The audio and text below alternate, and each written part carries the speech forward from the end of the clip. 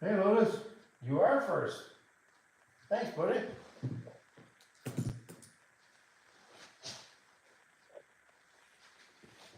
Hey BBT. How's the camera view today? Oh, it looks good.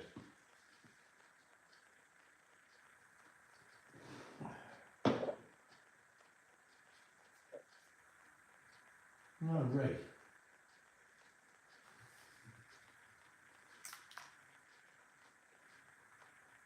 That should go there. All that stuff.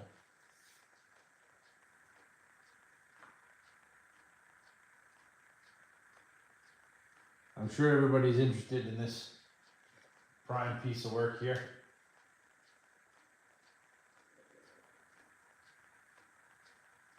Hey Hybrid.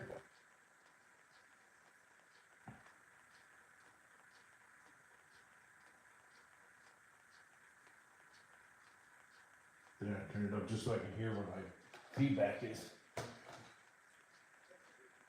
So this is my labor of love that I'm sure some of you have seen posted on some of the groups that I picked up as a kit. I finally just finished it, so I'm pretty excited about it. Hey SLC, hey Brett.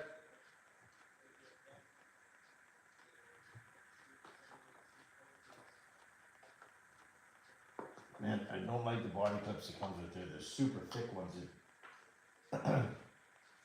So I like the paint scheme I did. I will admit I'm pretty happy with that. I went with something a little bit different from what I usually do.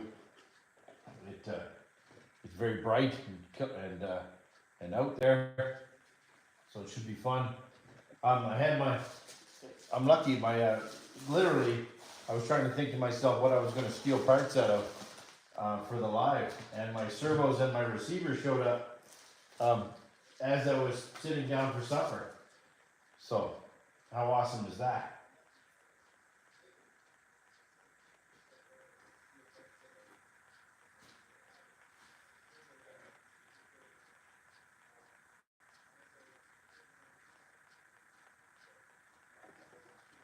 So, I'm pretty pumped about that. I'll show you guys what this thing looks like. The body fits very tight.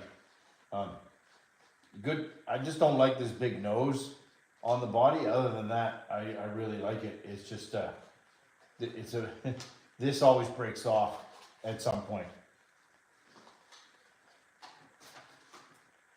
Here, hold on. I'll put it up there.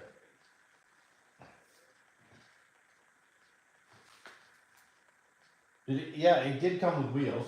So it came. These are the stock wheels that it came with. They even say O'Donnell's on. They're quite nice wheels. I don't have rubber. All my rubber was prepped and mounted already, so I threw these on already. These are a set of Proline wheels and whole shot AVA tires.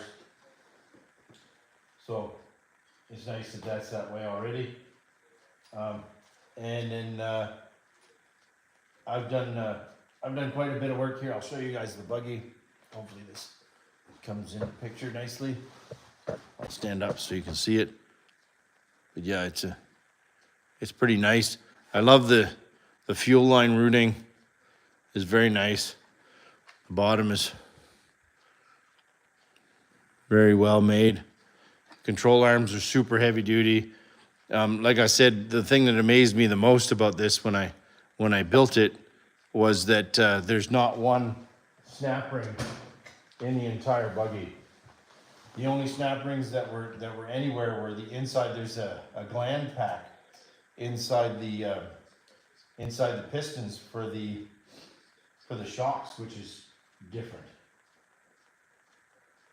I've never seen one where it's had a fuel filter for the exhaust as well, which is super odd. So, but I'm super pumped about it. I did a fuel line separator here just to kind of route everything nicely. So the engine's pretty much ready to go. I've already broke this in one of my truggies, so I know that this engine's ready to go. It is the Aero GTR, which I got from John from the Nitro Addiction. It's a great engine. It had tons of power when I had it in the Truggy, so it should be absolutely amazing in this buggy.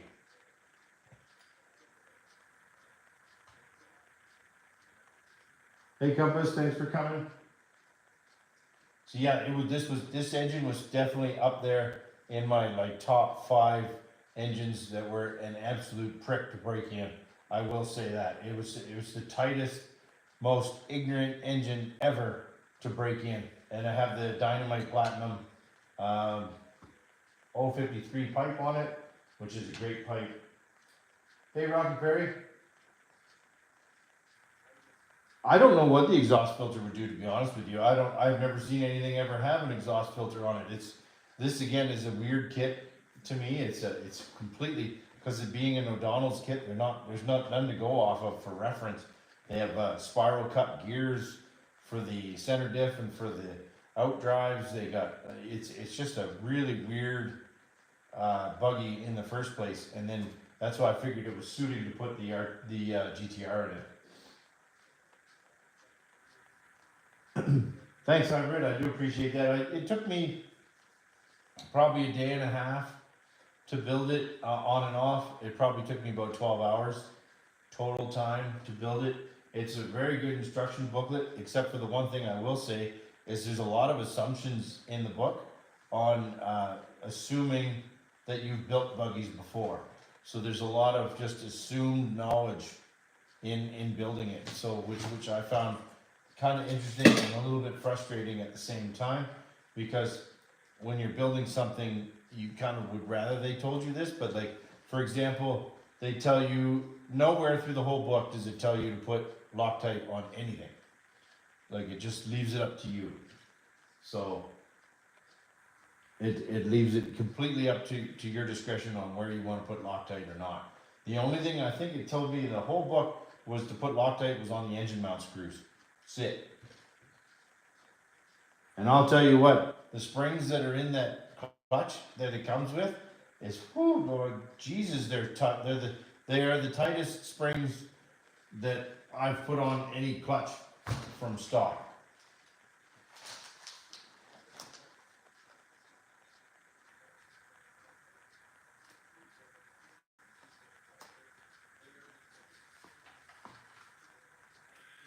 Oh, you having a bad morning, BBT? No, so O'Donnell's, everybody's familiar with O'Donnell's, or most people are familiar with O'Donnell's, I shouldn't assume. Most people are familiar with O'Donnell's from making fuel, because they made fuel for years and years and years.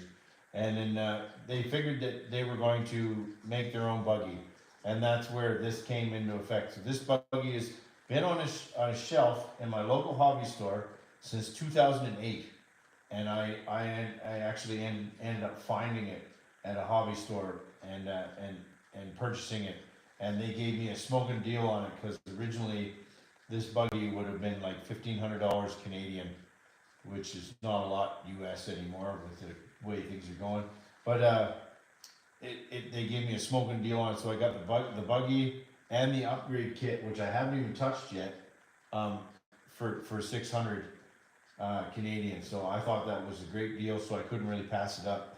It's funny because I originally went in there looking to buy a Traxxas Slayer Pro or something like that, because they had one there, and then I saw this and I couldn't pass it up.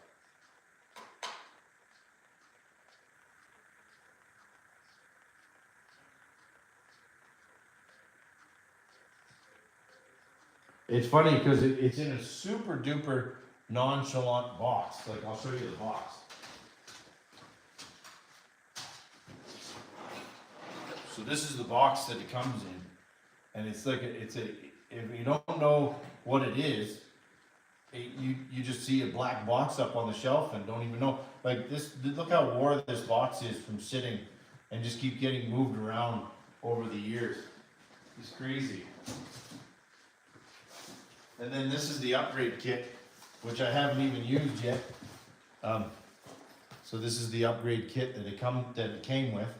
So, and it says that it comes with a rear suspension geometry kit, front control arms and caster blocks and steering arms, rear hubs for more caster, lightweight extended front wheel hubs, lightweight carbon top plate, which I think is kind of funny because it already comes with a carbon top plate, carbon radio tray, which this one had a plastic one, no drag brake springs, Ackerman steering rack, precision pivot ball front arm setup. So this kit converts this from a C-hub car to a pivot ball car.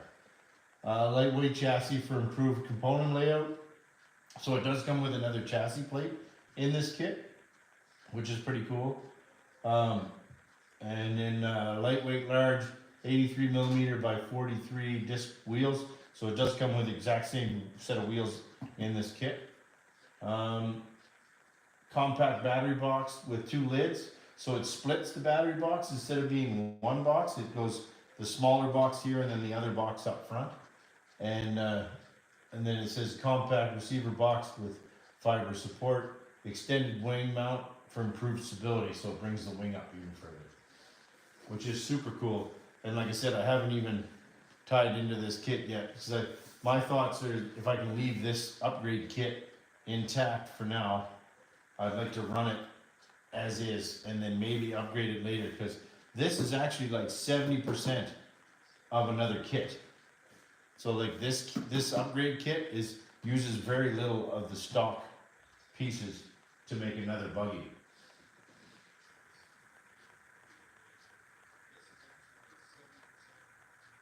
Yes, this box alone, new, I think was another $600 or $700 just to get this box. And also the other thing that comes with, I don't know if I mentioned, but it comes with big bore shocks, which I found in this box. So it upgrades the shocks to a bigger bore shock.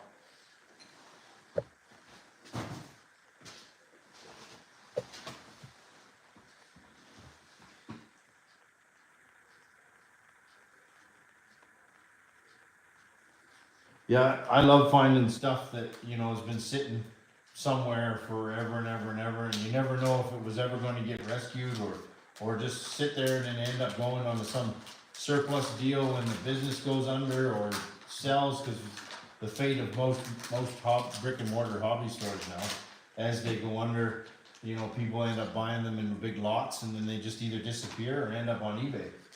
So I just didn't have the heart to see it not get picked up by somebody. So, long story short, I got it.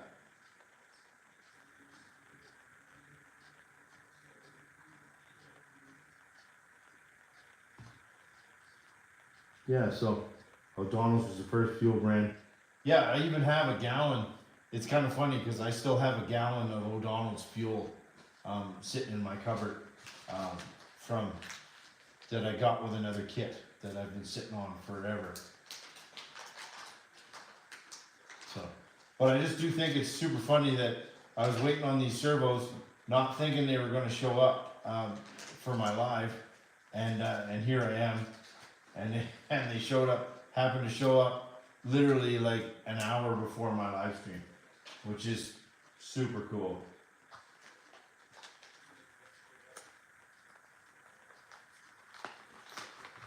I don't know if anybody's ever bought these, but Amazon sells these 35 kg. I know 35 kg is a lot, but these are high speed, high torque servos on Amazon. Make sure you buy the blue ones because they're high voltage rated and they're very fast and they're super solid servo.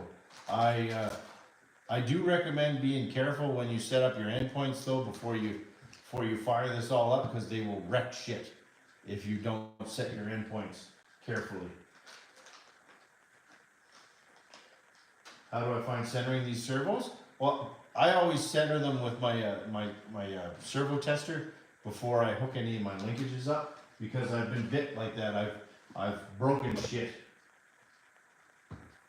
Oh, did you get 2 of these, John? Right on. These are great servos, even if you compare them to the red ones. Like the red ones from Amazon are probably about, I don't know, half the price, but they don't work nearly as good as these. These got some fucking girth to them too. They're pretty heavy.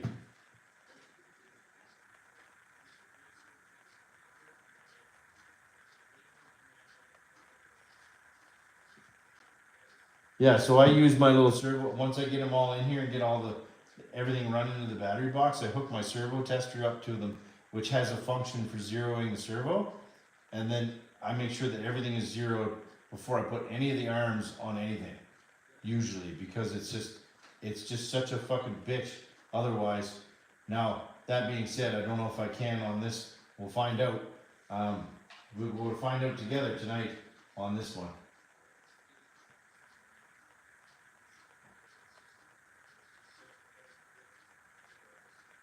I'm not sure I know what you mean there by 2% of wobble hybrid. What are you referring to with wobble?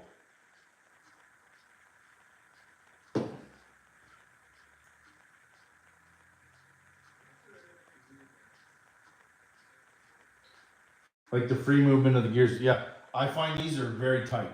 Almost, I don't want to say almost too tight, but they are very, very tight, and they're crazy fast. Like you can, when you put them in, you can literally almost walk the buggy around just with the servo. I'm gonna have to adjust that arm though, I see that already. That'll go in that way for that one, and this one will go in this way. So we'll have to pull this radio tray out. Yeah, there's no slack. There's zero slack in these ones.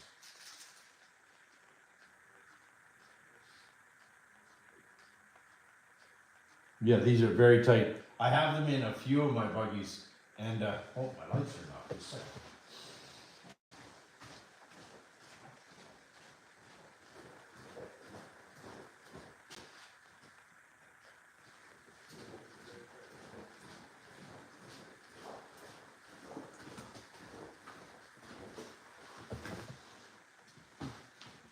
So we'll start by pulling out the servo tray, I guess, and go from there.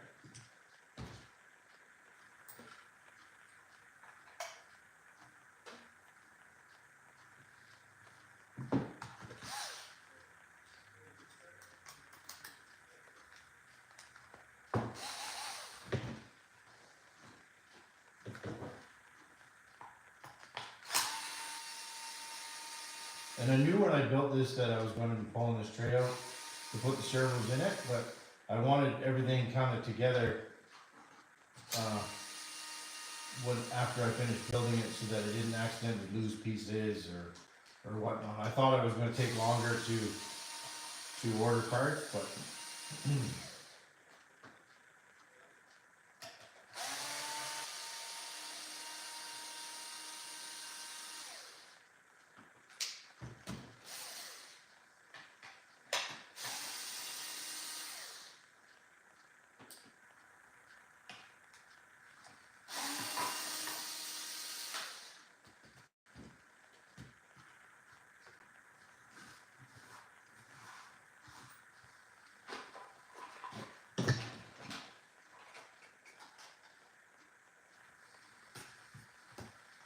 I can actually take this out as well.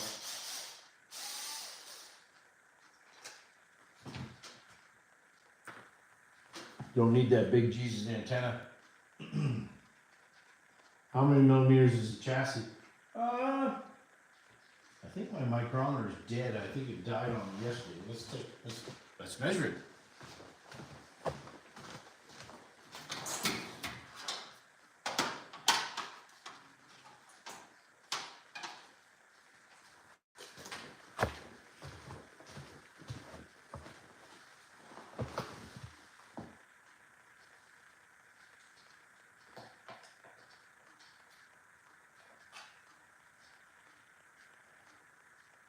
Three mil chassis plate. The other reason I want to do this is it has these crazy mounts on the back of the radio tray that are very, very stiff. So to put it through yesterday, I actually had to use my bigger cordless because they were trying to rip them out of my fingers.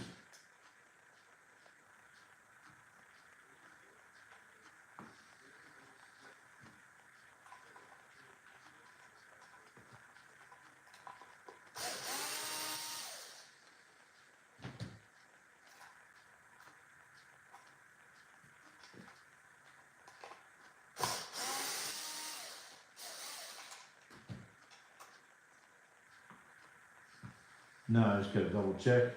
Put that in there, set that down. Looks like the servo's gotta go with the nub.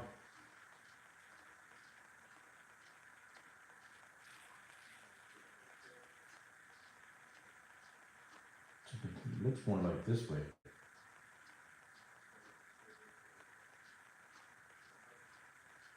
Just gotta flip that around though. I don't think that's correct. Okay. I wanna put that in with the nub facing backwards. Some of the instructions I will have found that I did find that it said stuff, I don't wanna say wrong, but just different from the way that I set my stuff up. So it's, again, I don't wanna say it's wrong, it's just different. I have a very particular way that I like to set my stuff up, and whether it's wrong or right, it's just how I do it.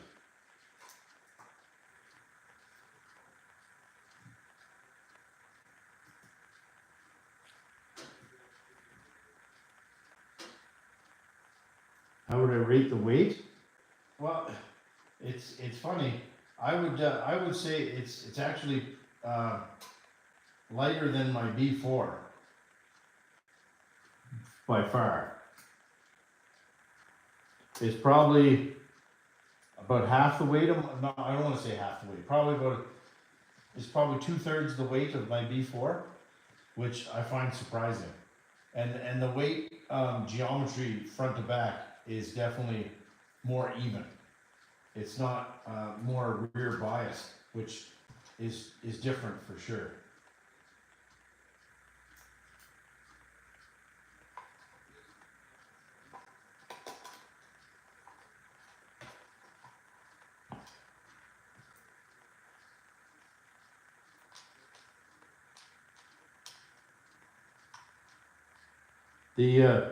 There's so few of these left kicking around.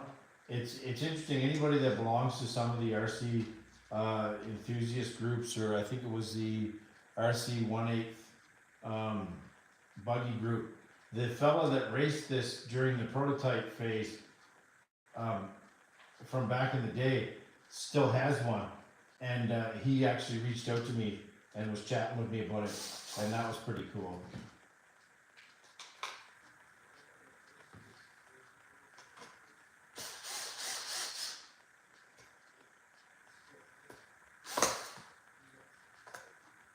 I've had a few people kind of ask about the upgrade kit, because I think it's probably applicable to other buggies, like the shocks and whatnot, and I'm not interested in parting with any of that stuff.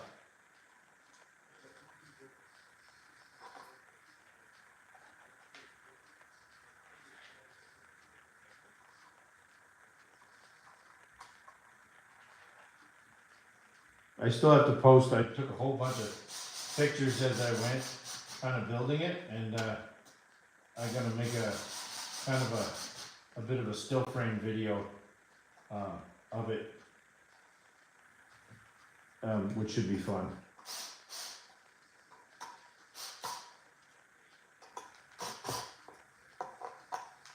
It's funny, you know, when I knew I was doing the live tonight, I thought I was actually going to have to rob parts out of one of my other buggies just for the live, for the purpose of the live.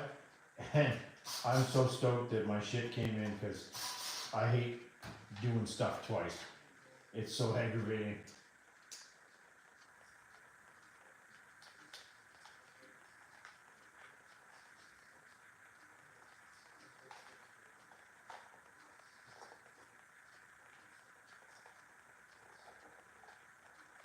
I can in a minute there, Brett. Just give me a sec here.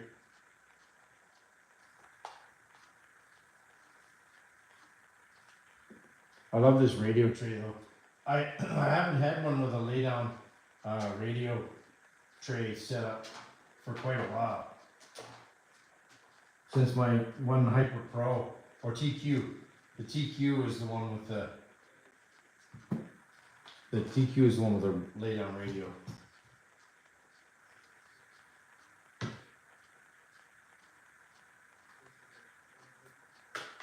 Hey Harold, we missed out on that deal, buddy. He sold that shit.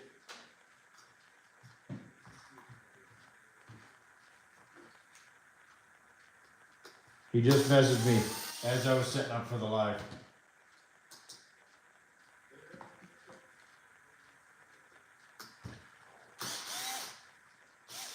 He sold it to somebody in the city already, so. Which sucks, because if I'd have known that, I'd have probably gone in this evening. You win some, you lose some. More Nitro RC people are creeping up all the time.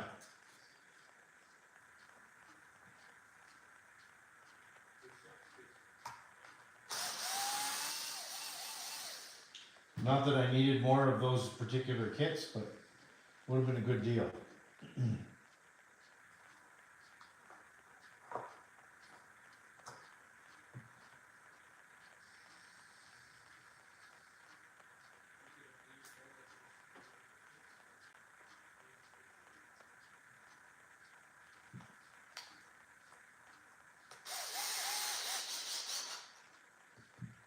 It's almost like saying that hybrid doesn't need another T-Max, but that's not happening. Is that the model that made the flat receiver packet hump? It's actually set up for a hump. It's going to get a lipo because I may end up putting a hump in it for now, but these servos are rated for hump packs, or rated for lipos, sorry. So I prefer the lipos now, just because I find they give faster response.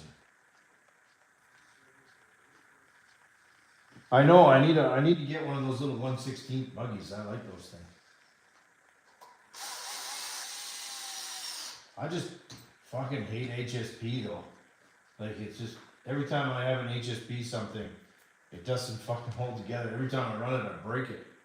I had that little backwash, which is the worst name for a kit.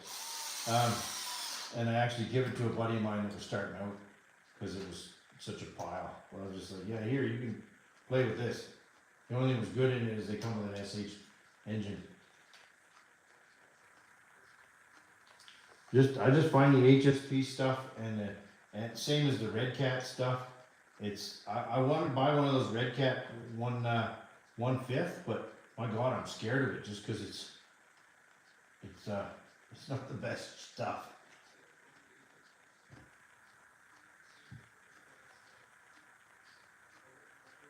Oh, is it? John, that's awesome. This is the other thing I find is really cool. Check this out. It's got a hinged radio box. Tell me that's not cool. You don't see that very often anymore. Like on anything.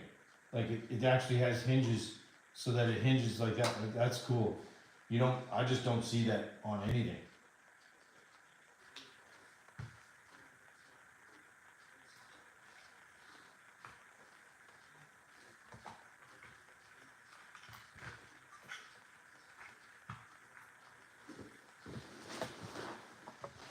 So,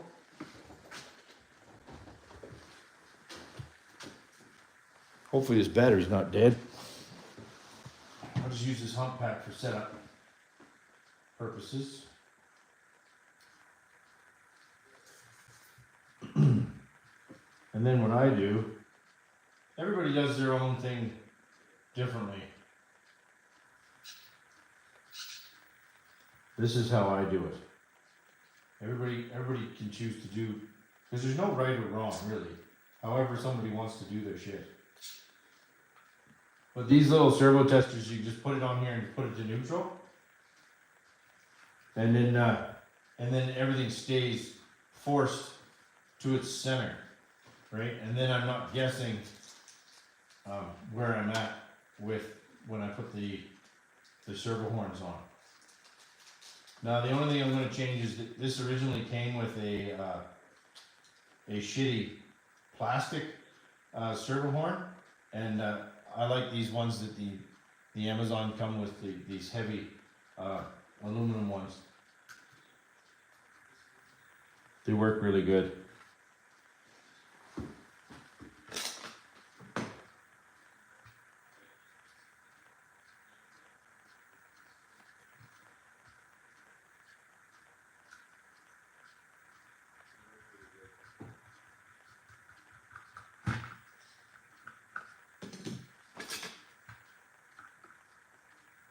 Then you can actually crank on it without worrying about it moving. Because with a high torque servo, they'll stay there. They won't move at all. And these have these 2 pinch screws as well. Oh, that's wrong.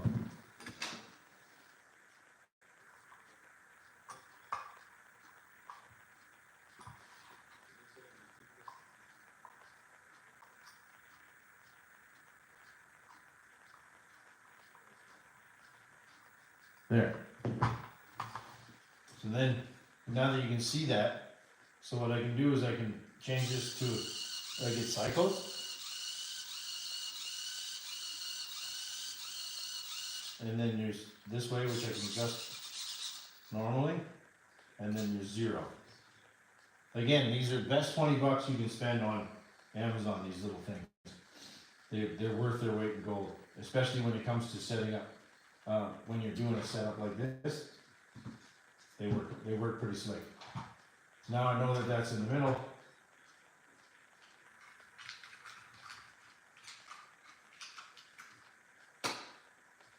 I always wait to put the receiver in there until closer to the end, because I want to make sure I hook up to this one.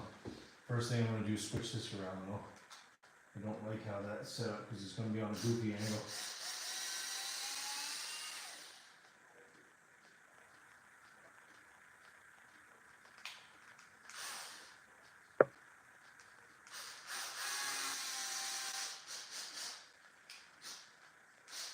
Ooh, that got hot. There, that should be better. I should straighten that angle out a bit.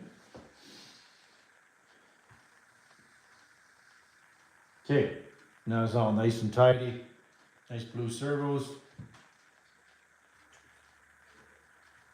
Now we can put this tray back in.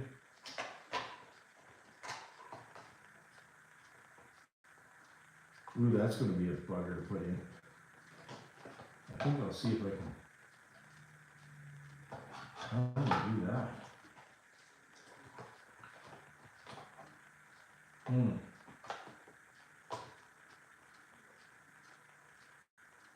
That's going to be fun to put together.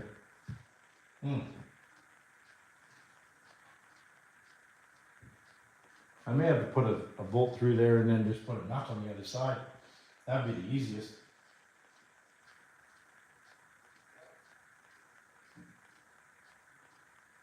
Yeah, I recommend bashing buggies to anybody because I think that they are far more superior to a lot of other things. I mean, I know, and I apologize to anybody if I offend anybody, but I personally find like bashing a Savage and stuff is fun if you're gonna do kind of stuff like John does with his, but I just find I break them all the time. The buggies are, man, I'll launch them off of shit, and I mean, look at that time that John hit the house with his, like he launched it way in the air and hit the house, and it took it, you know.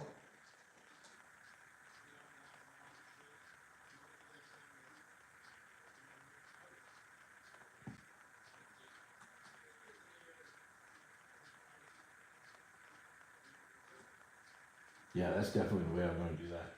I may have to trim that off after. That's okay, that's easy peasy.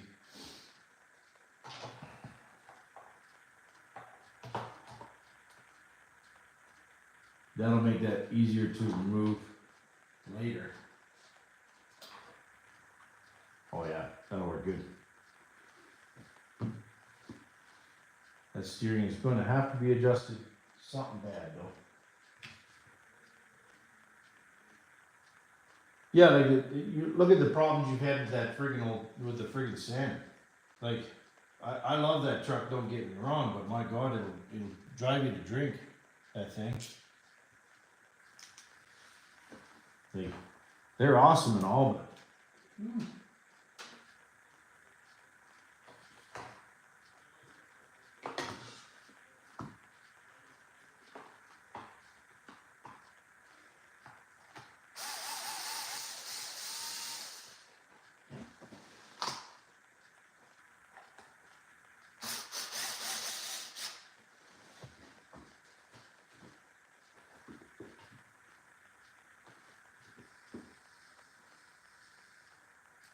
Yeah, exactly. You haven't even hit a ramp with that thing yet.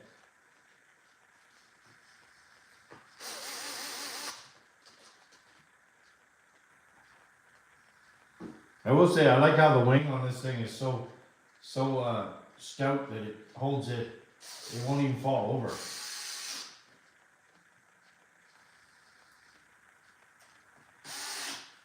And out of everything, because this kit kicked around for so long, I was only missing one screw that had come out of a bag, because it was open.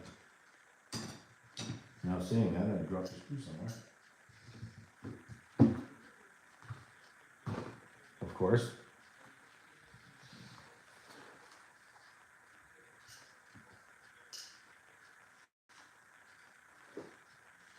Oh well, I guess I'll get a new screw. I don't know what happened to that screw. Oh, there it is. Hey, Aspects. Thanks for coming, buddy. I'm working on my O'Donnell's Z01B. Just putting servos in it now, so we can actually fire it up. Now, I have to go into the box and get there's an adapter for the servo.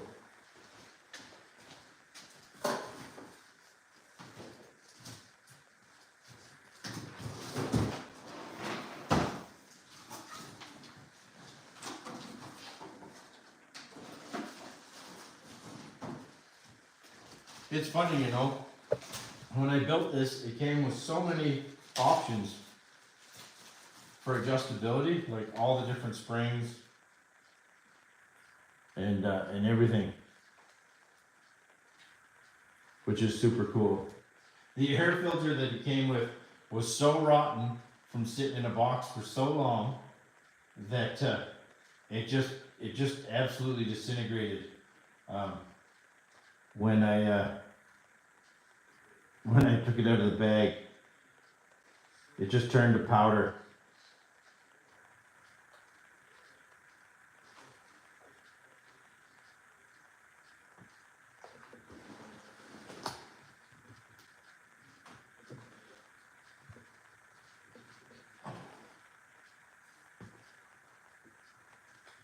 I mean, these servos are tight to push the horn down on.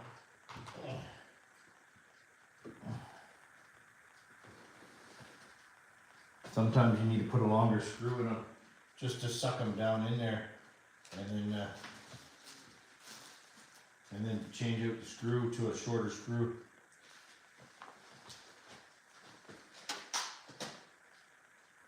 Oh, you think you cooked your 5.9?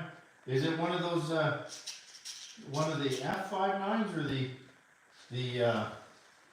K5.9?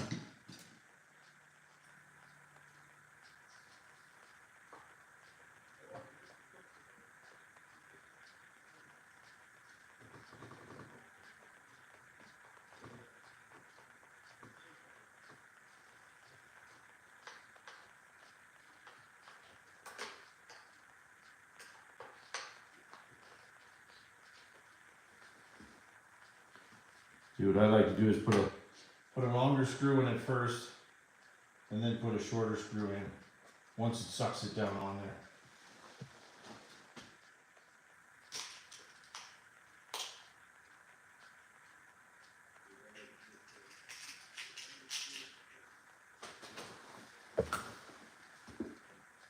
Oh, K5.9. Man, you're the first one I've heard of roasting one of them. They're pretty bomb proof most of the time.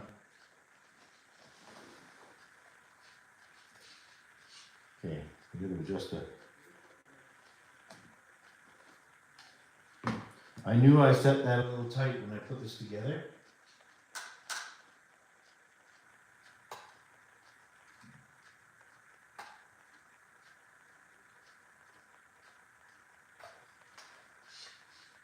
There we go.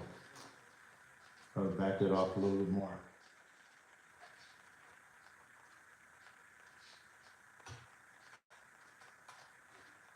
It does, I will say, in the book, it gives you all the specs for the end of the rods. I guess I just kind of like to set it up my own way.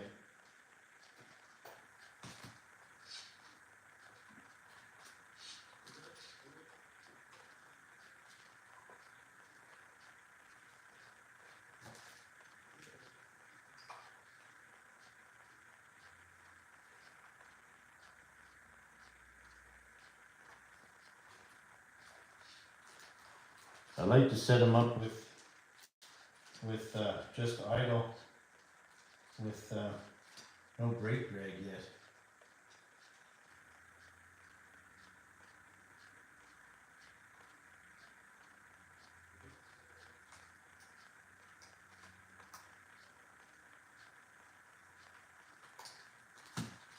There, kind of like that. Like just so that the spring has tension and there's no brake drag.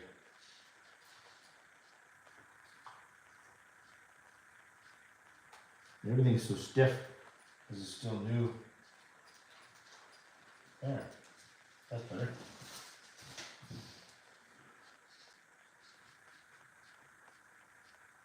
I think I might have to tighten that throttle return spring just a smidge more.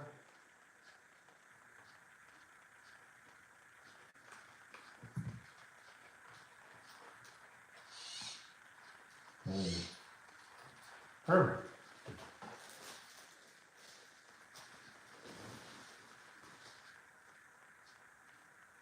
I like the Axial 28, I will say that. The Axial 28, I've got them in a few of mine, and the Axial 28 is really good. The Axial 32 is an amazing engine, I will say. If you get a chance to get one, the Axial 32 RR is even better. I have one of them in one of my buggies, which is craziness. It's an awesome engine. Okay.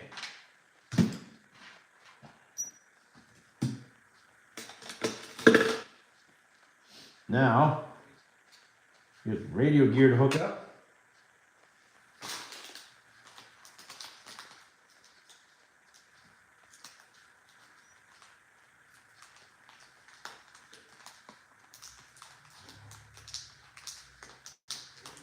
You know what?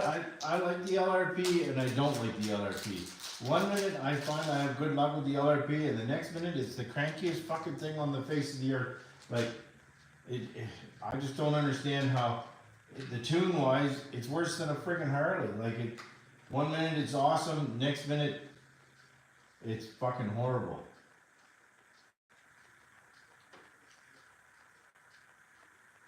The only thing comparable to how cranky it can be is that Big Red.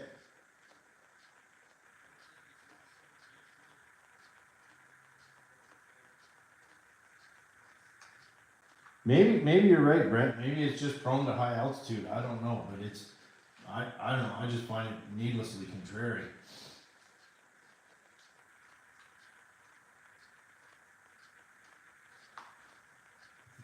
Now, the only thing I did forget to order, of course, I had to forget to order something, was I forgot to order an on-off switch.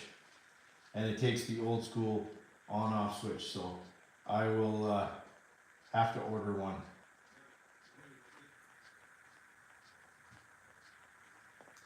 So I will order that this evening.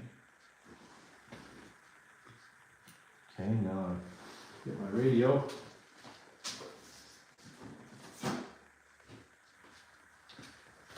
Then we gotta put a name in this thing. Exciting.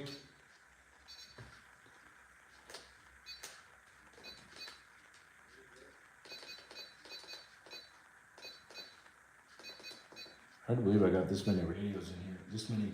I have 7. This will be kit number 17 in this radio.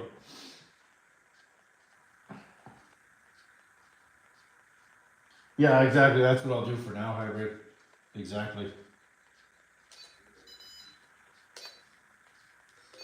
Now I need to set the name up. I know people have mixed reviews on these Radio Link radios, but I have really good luck with it. So this is the Z01. Z O 1 B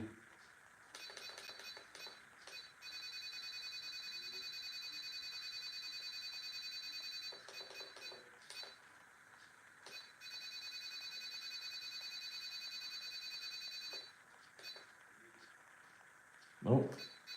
Shit.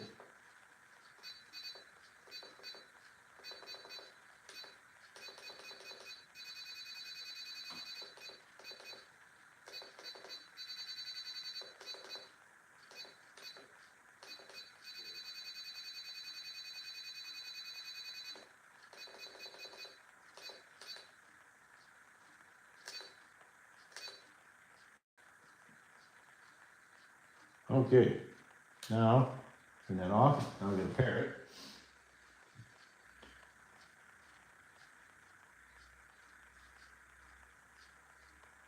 Hey, no worries, Corey. I appreciate you coming, buddy. It's nice that you jump out to come in here.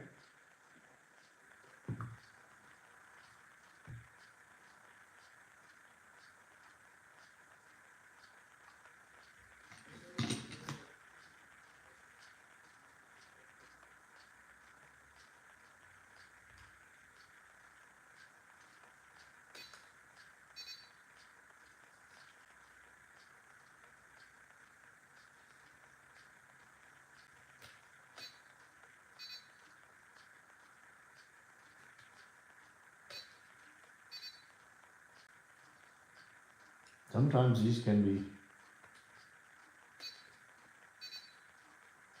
I do like how they don't have a bind plug, but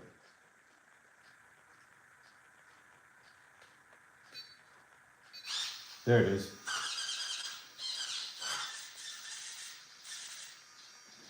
Okay. Okay. Suppose I should have put a nut on that other end of that servo horn before I did that, but that's okay. I got some squirrel brain going on there for a second.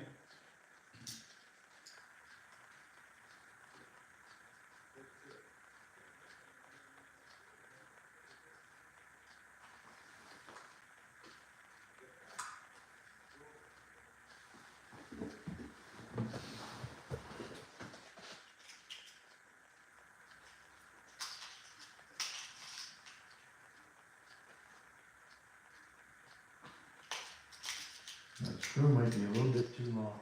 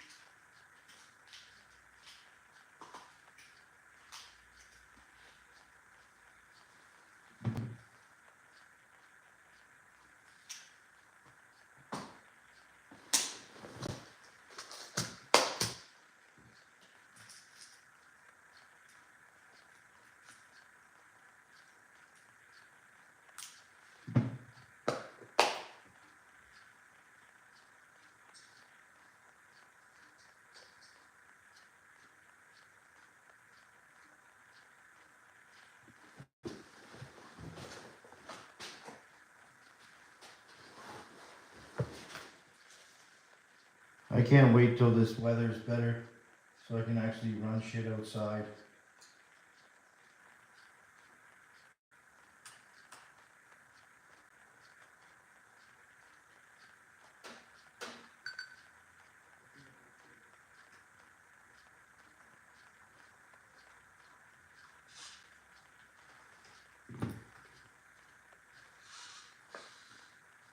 Okay, now I need my little wrenches so I can tighten that properly.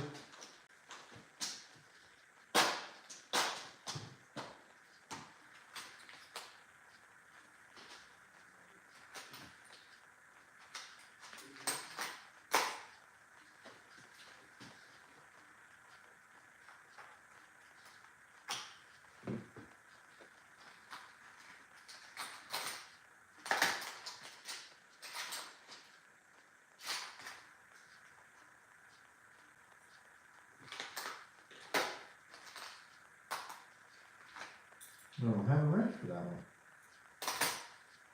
Oh well, just do it with pliers, I guess.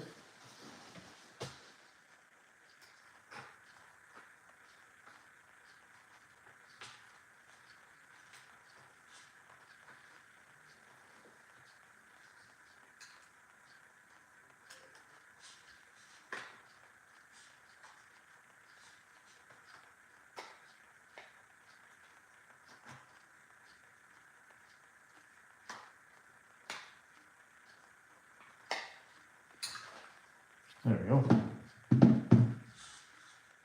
Okay.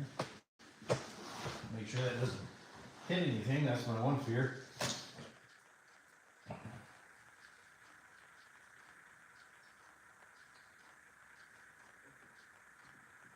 Then I gotta go find the lipo.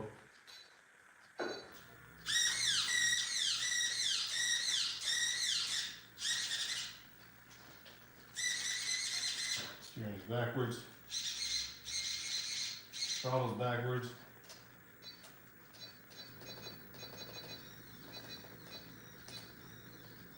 Don't go off this battery either, because this battery's kind of shit.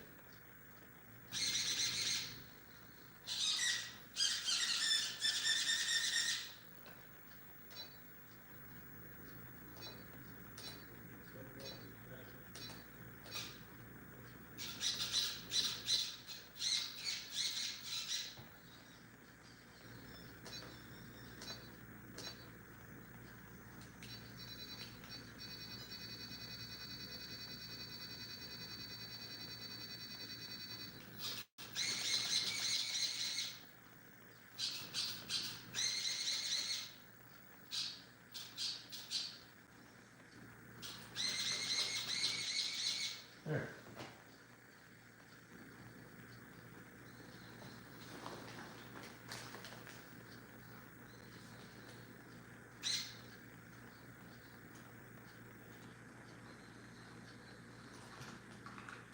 Okay, there's that part.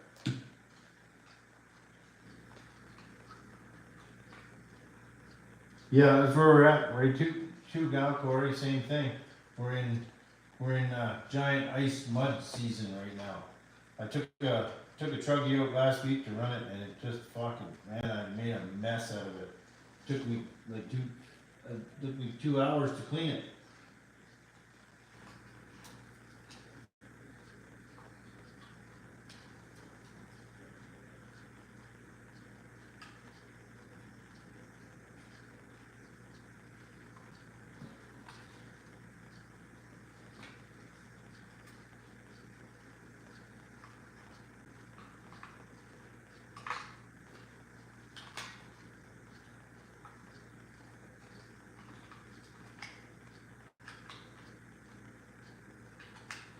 There, so now that antenna only needs to be this long.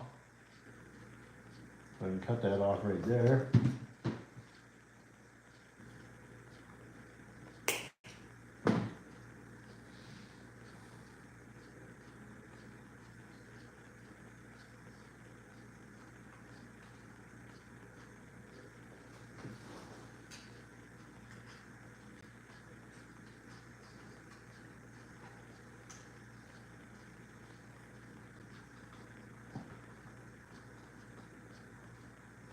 Yeah, even if you go to the city, into Alberta for me, it's much nicer and drier than it is here.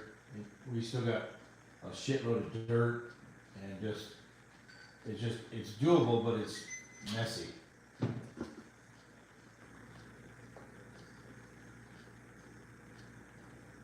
There. Now, I'm gonna find a lipo to pull stuff out of. Oh, and then I gotta adjust that steering.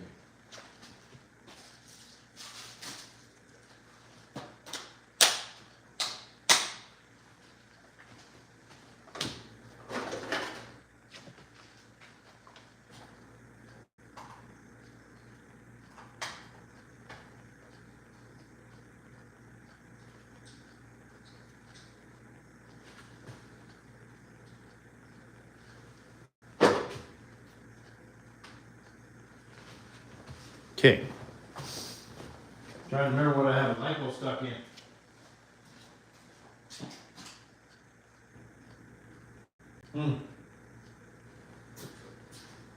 I bought so many of those things, I'm just trying to remember where I put one.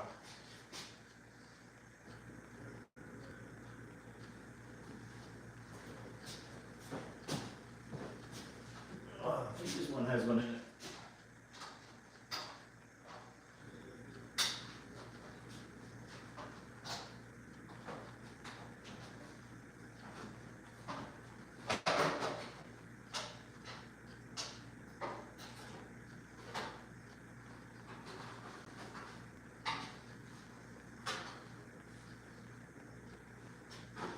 No, not this one. It has one in it, but I don't want to get out of it.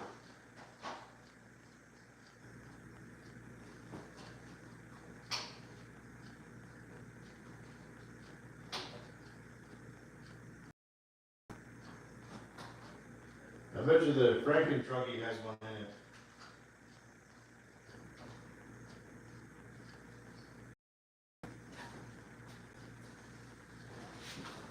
Yeah, I think the Franken Truggy up there has one in it.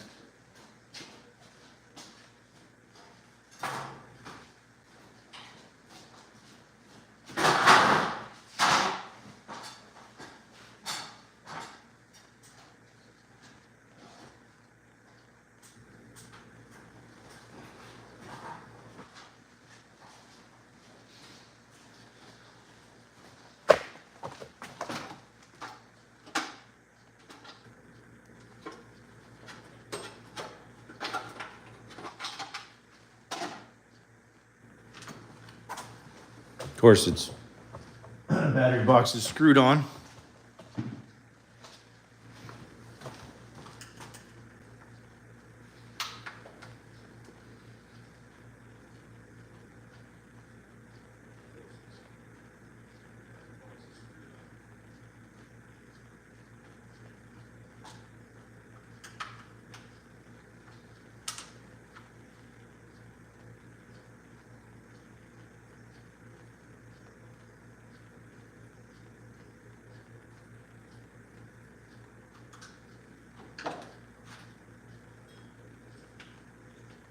Yep, knew it had a lipo in it.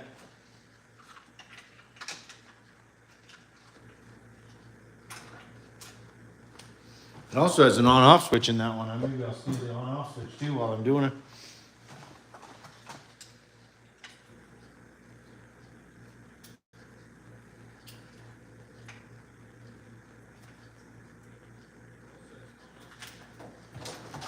Then I can fix that one up later.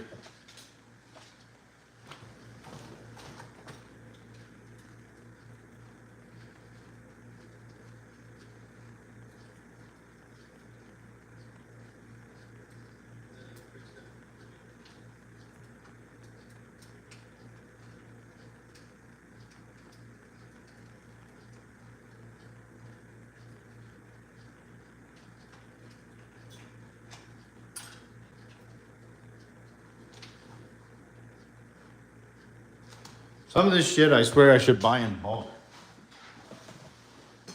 There.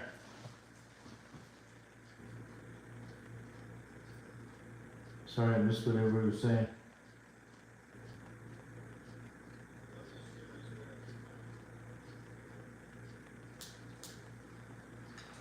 Yeah, I go through so many like batteries and this, that, and the other. 90% of my kits have batteries in them.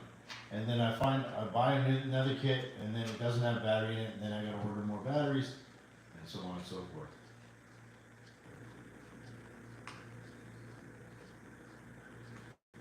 Later, Brett.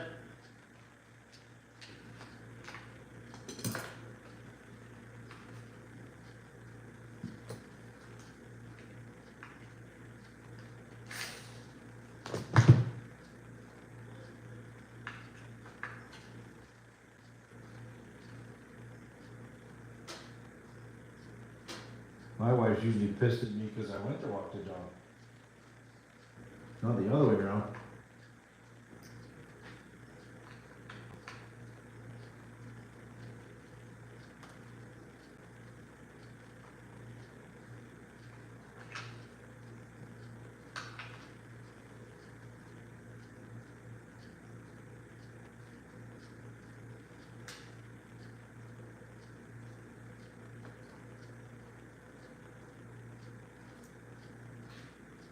Anybody got any big nitro plans for the weekend? Or you guys gotta work Friday yet, I guess, eh? Which I'm sorry about. I actually had this week off, so.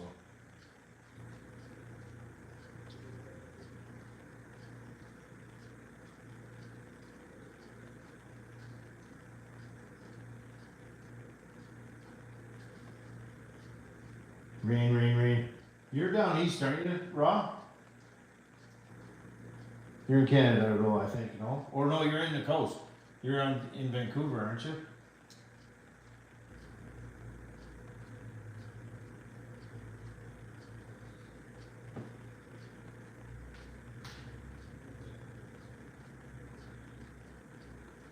Van, yeah, that's what I thought.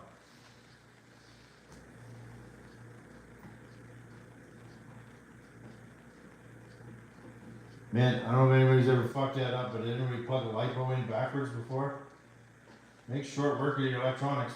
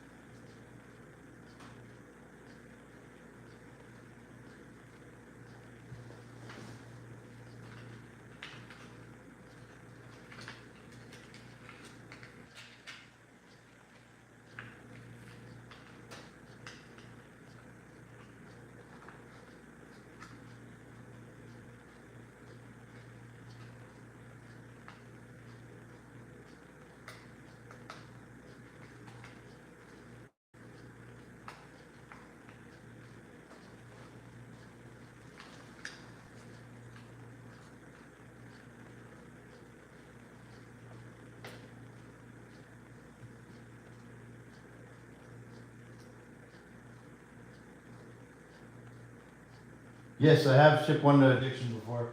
Just make sure you're careful when you ship stuff to John, that you make sure that you declared value is under $200 and say it's a gift.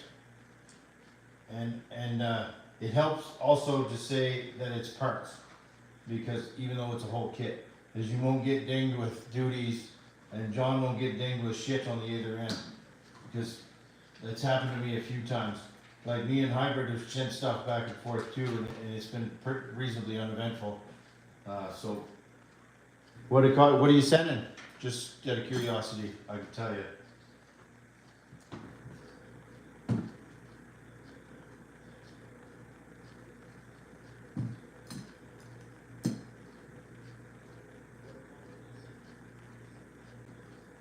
I assume it's a Savage, just because it's John.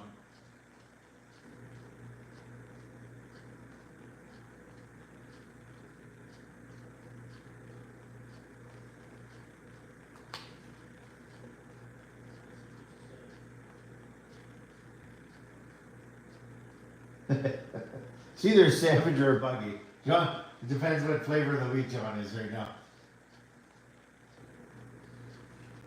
I find it generally it depends how fast you want to send it to them. If you send it to them slow-mo Canada Post, then it's probably anywhere from 60 to 80 bucks.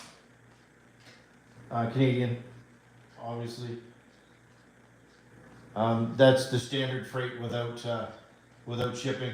I advise you to go onto the Canadian Canada Post website, and it'll give you a minimum dimension for your box. And if you can break it down to fit in that box that way, it saves you like roughly 30 bucks.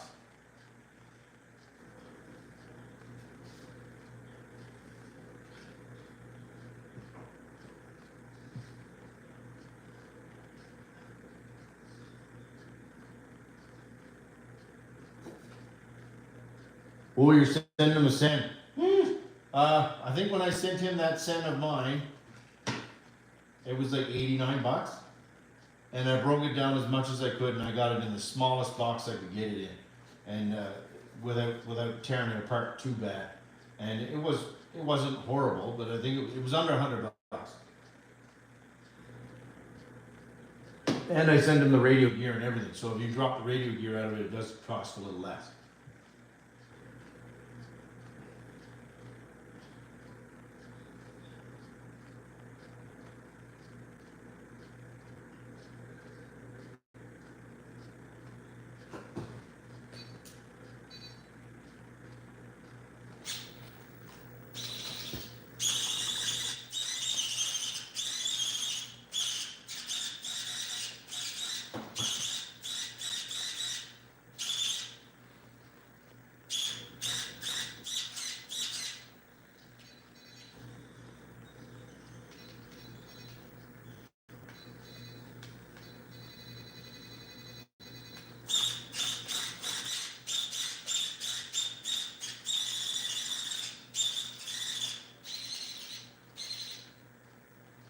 pretty, what do you guys think of that?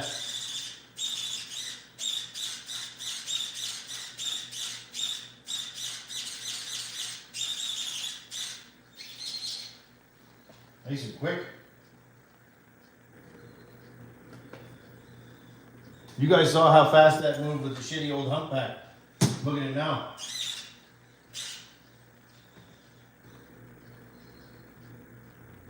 Yep, she's pretty much ready to go.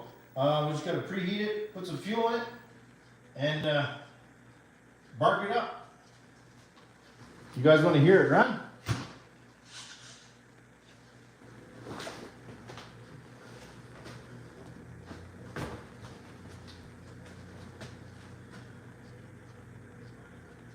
Yeah, they're good servos. For the cost of them, I think it's 69 bucks for a pair of two, for a package of two, Canadian, and they're good. The red ones they're high torque, but they're nowhere near as fast. And they say that the red ones aren't rated for lipos, but they will work on lipos. And I haven't had one go up in smoke yet.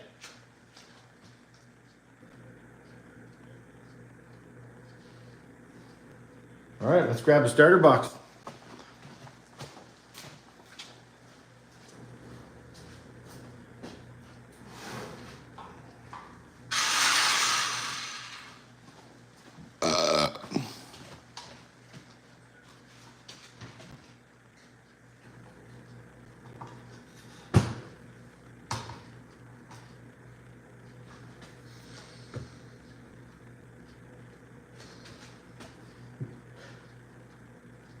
Yeah, great.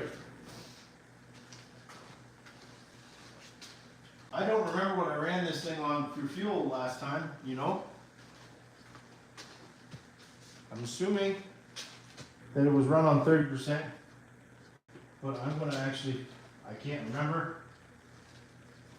the last time because I think I broke it in, but I think I ran it on 20% to break it in because this engine is just barely broke in.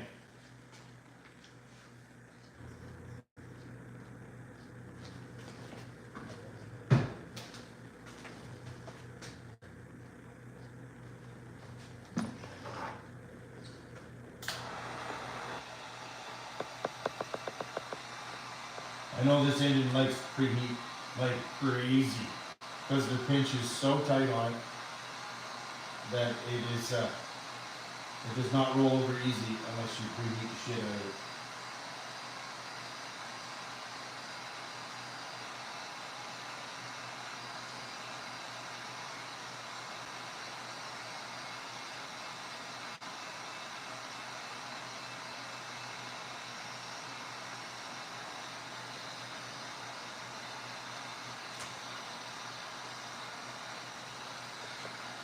I think where I put my cap there.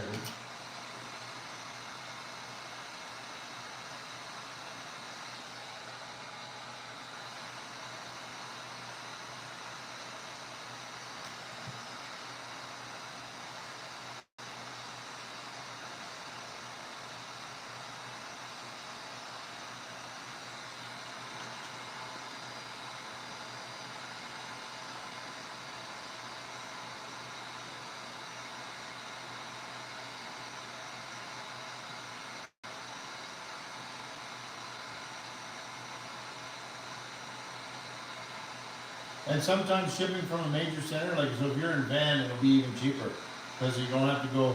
Mine goes from here to Richmond to Van, then over there.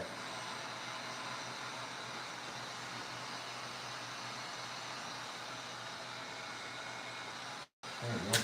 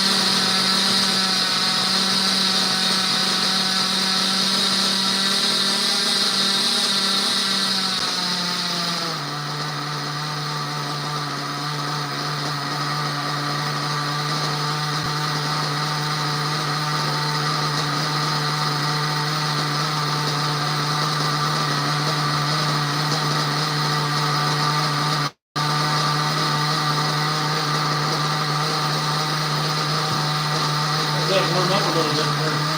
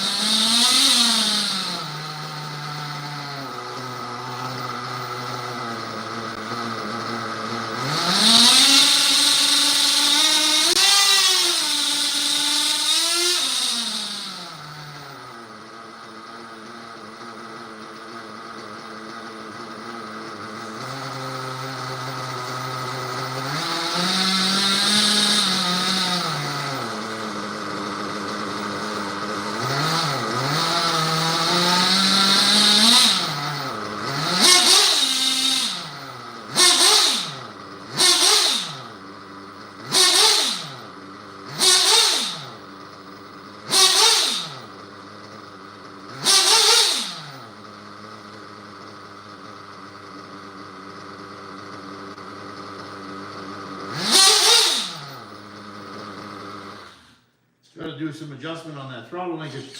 She's a little bit too far one way.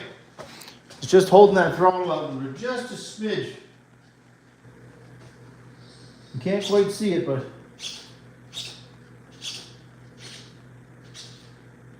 yeah, just a tiny bit. And it's so I just gotta pull that off and recenter it, which is to be expected. I'll zero that out.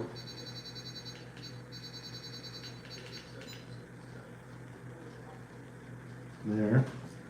Now I need my screwdriver, which is here somewhere. Make me walk around to get it.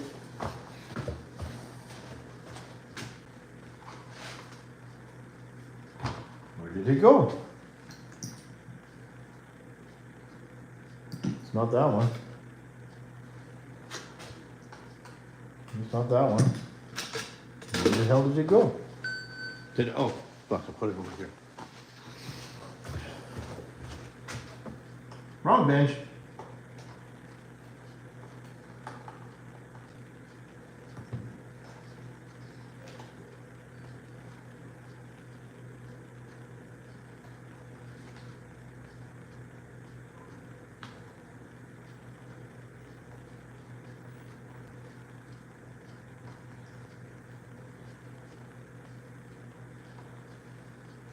Oh, we're on the other side again.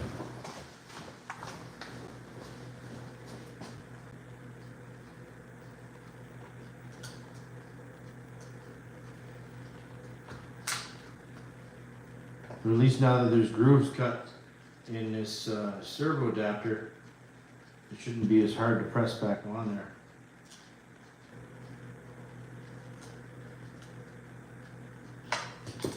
I don't like these servo adapters, to be honest with you. I wish they just went straight on the shaft.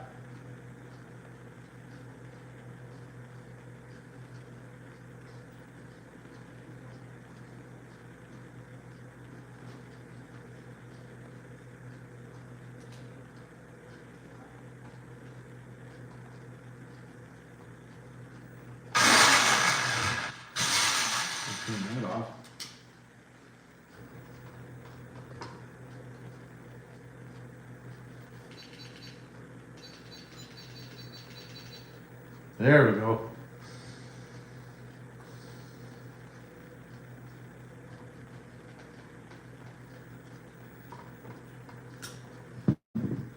That's more like it. I like that better. I don't like it when you have to touch that return to get it to 0 for throttle or for idle.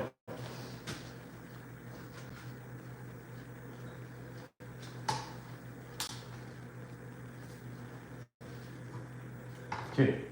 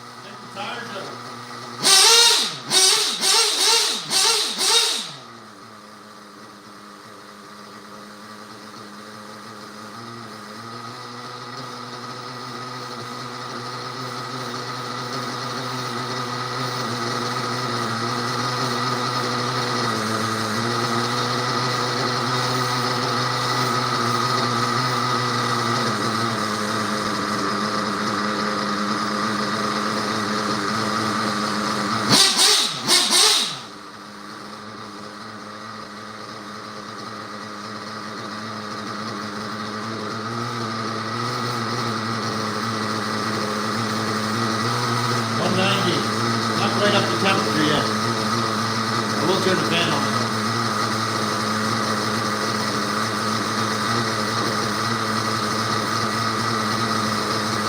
While that warms up.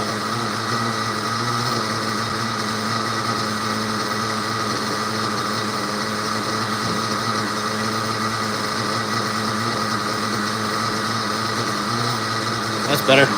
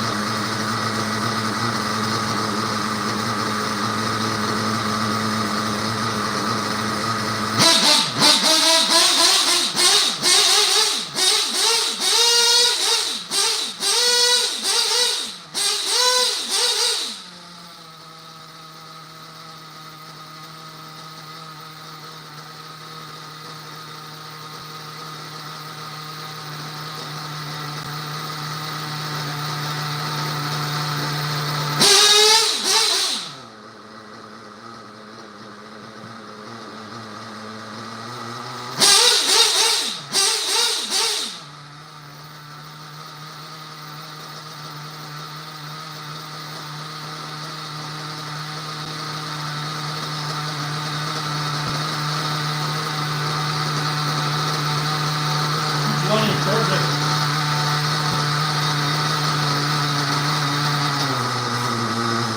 The two-stage idle. Give that lower end just a smidge more.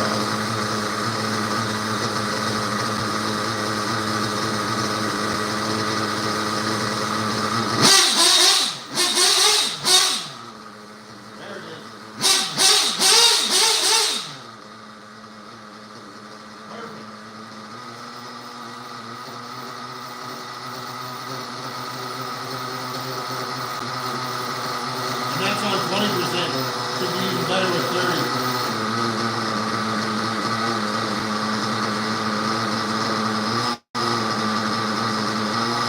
I was a little worried about this dual fuel filter setup, but it seems pretty good. This engine's so good on fuel.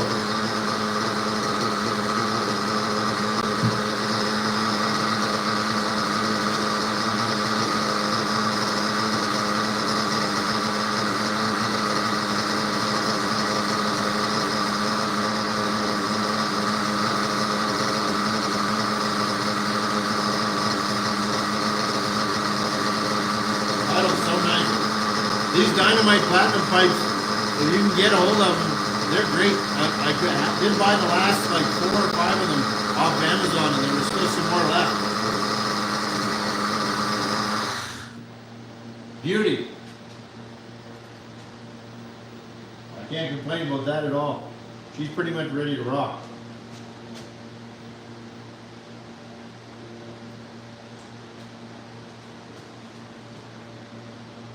I'll pull the fuel out of that after, and she's pretty much ready to roll.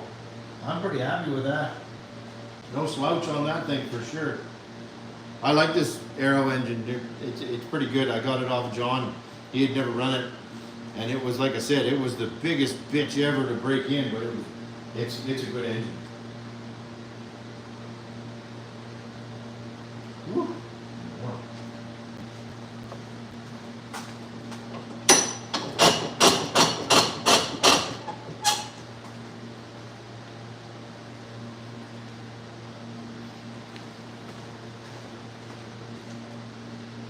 Pull some fuel out of that thing, and then she's ready to rock.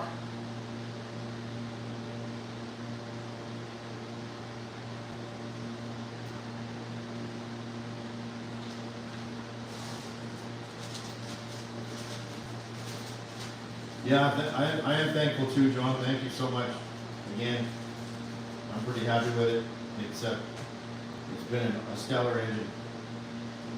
I'm just glad that I could actually give it a fitting home other than the truckie that it was in. Not that the truckie's a piece of shit or anything. It's just, this is a far better home for that mill, in my opinion.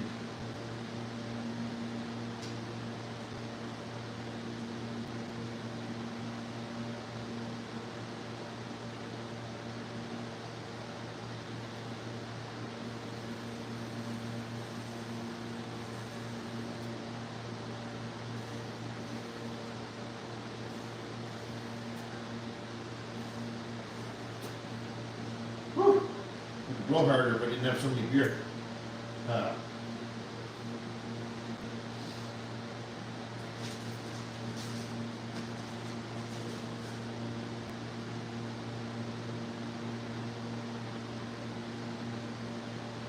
Says no one in management. Okay.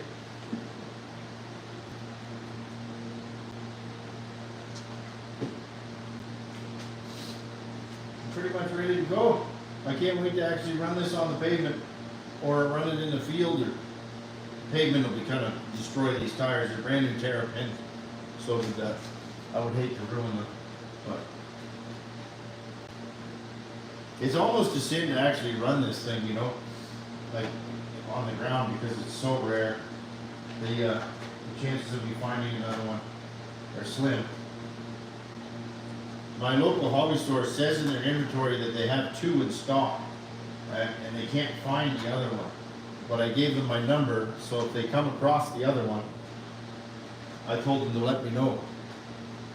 So I am hopeful that eventually they find the other one, and I can buy it. Because I'm quite impressed with them, but I would love to have one as a basher and one to just save. There we go. That's going to be so cool. Let's see, I hope I didn't scratch it on the starter box. I did not.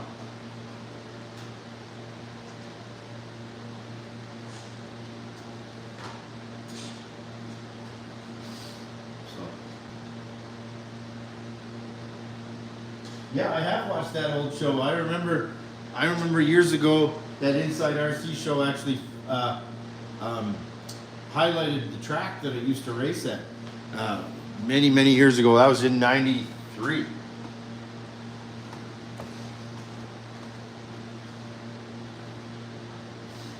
Oh, man, I'm super stoked. That worked out well.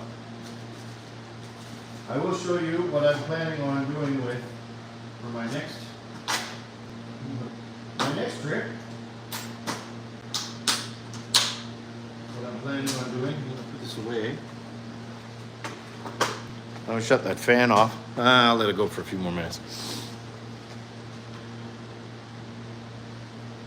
This is okay. You don't need this now.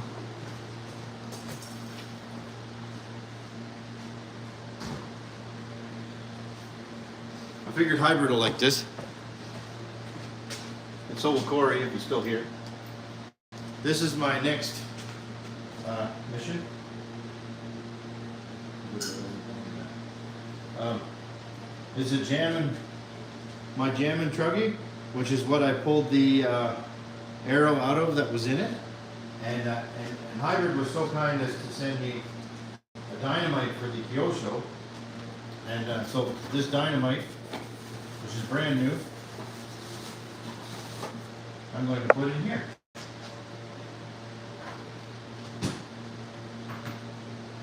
So that'll go in there. I'm just not sure what to do for exhaust as of yet. So I have to sort that out yet. Cap, the exhaust, and one for the carburetor in the short term, so I don't fill it with shit.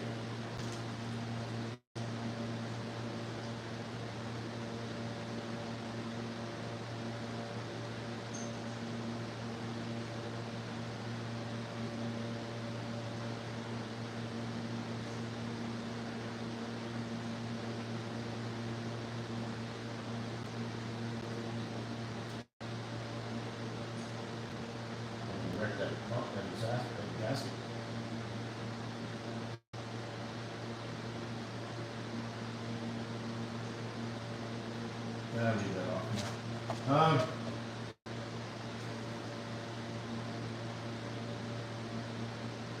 Yes, they did. I'm just gonna turn that fan off now. Sucking all my heat out.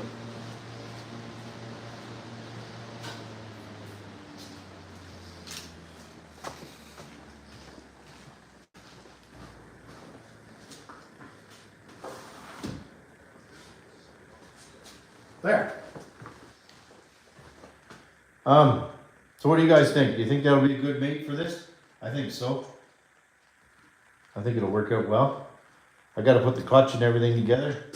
How long is everybody figuring on staying tonight? You wanna do that with me? Should look in the box.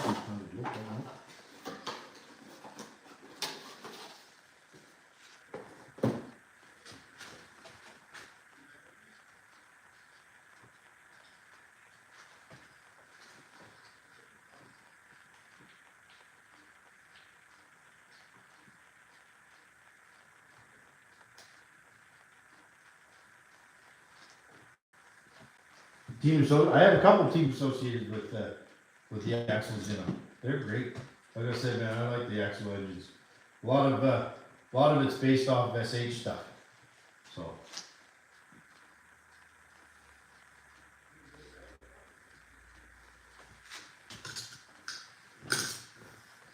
Put that over there.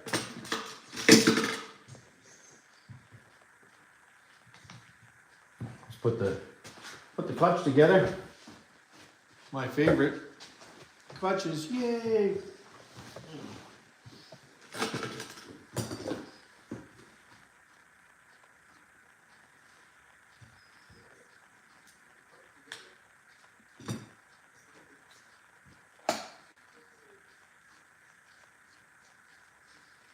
I think the only thing worse than setting up clutches is pull starts.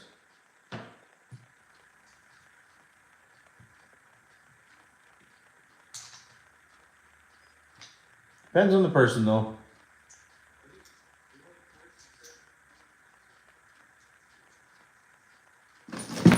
Depends on the clutch you're setting up. Those associated, like the Reds clutch and stuff like that, big bit. That's exact torque.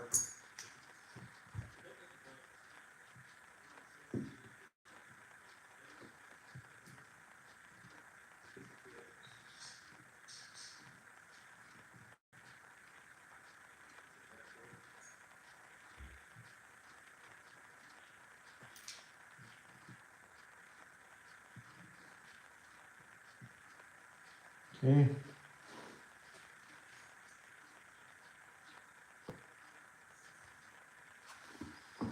All right, and this is the other collet then in the kit. Spring clutch tool.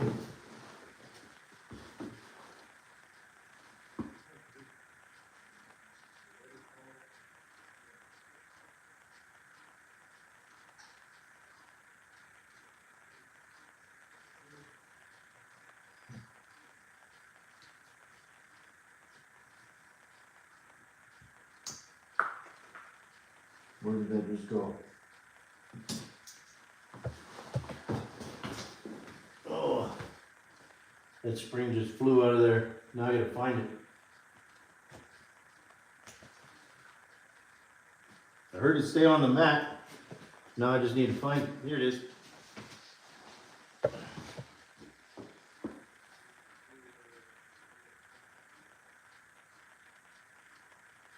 That's part of the reason I put these exercise mats down in here, because shit would hit the concrete and then just go flying. And you'd never find it again.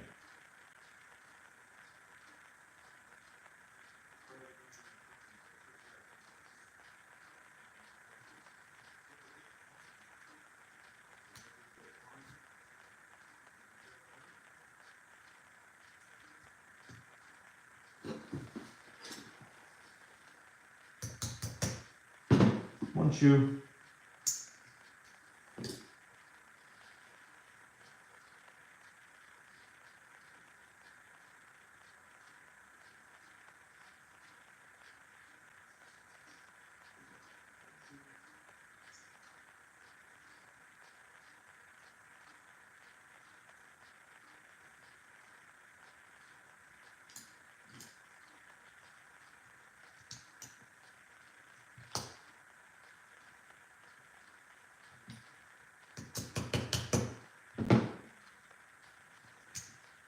Two.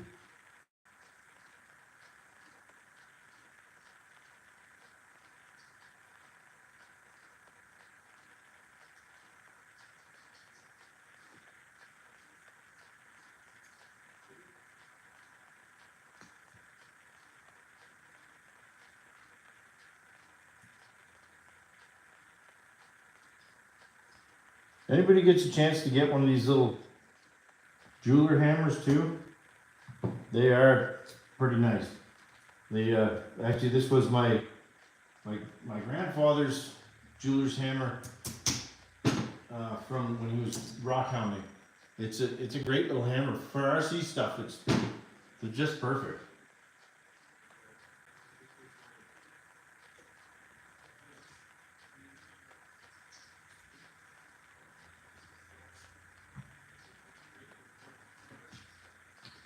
And some shims.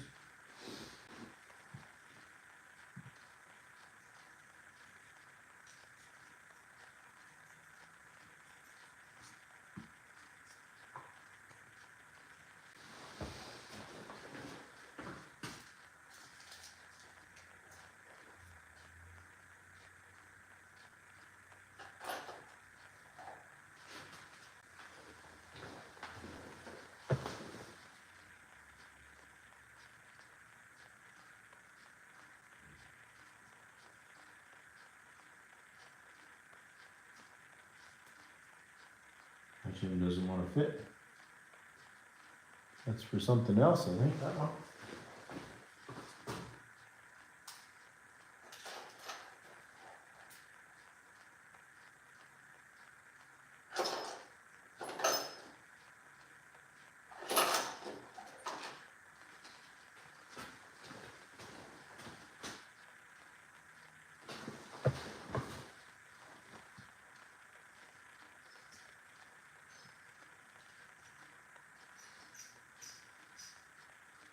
There's one more shim yet. Still dragging bottom on that bell a little bit.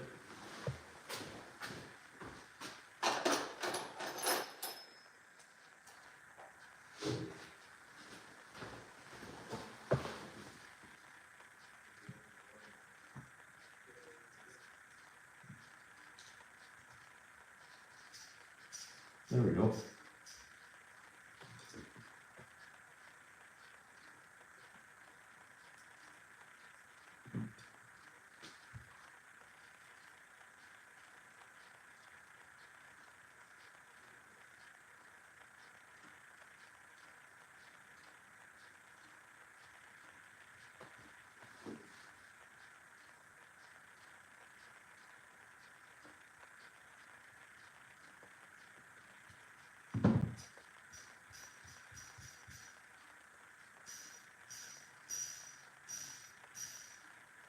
There.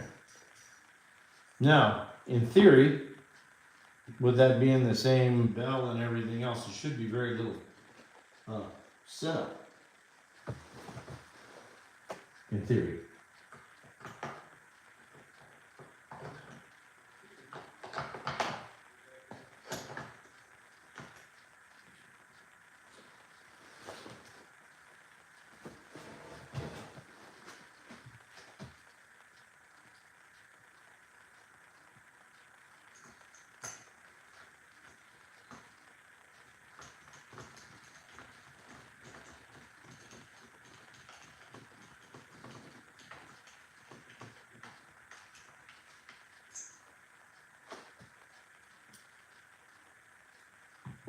Should have Loctited that before I put that in there.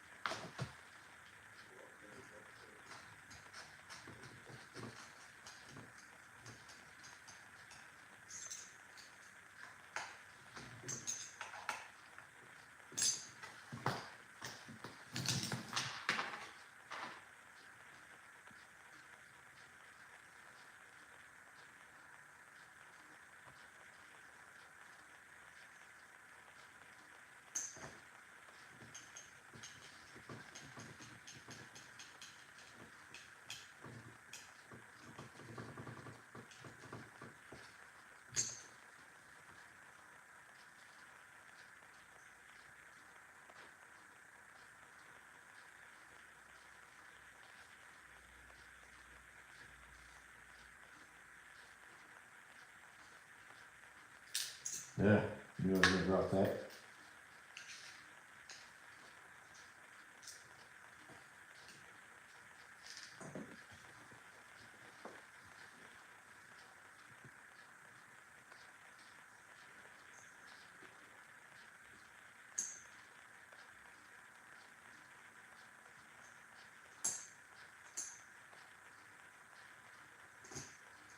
Compass, are you the only one talking to yourself in here?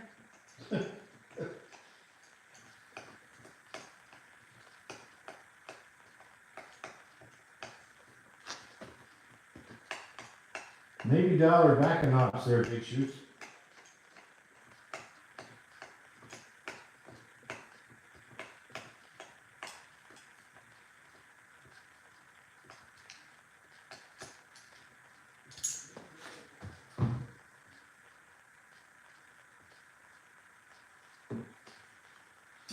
Alright, check the mesh.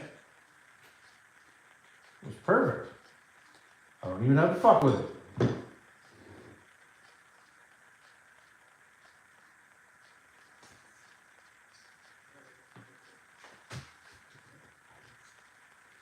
Okay.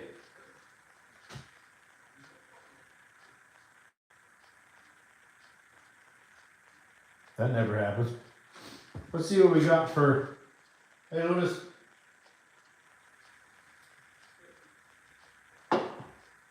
Alright, see what we got for exhaust options. I'm running skinny on headers.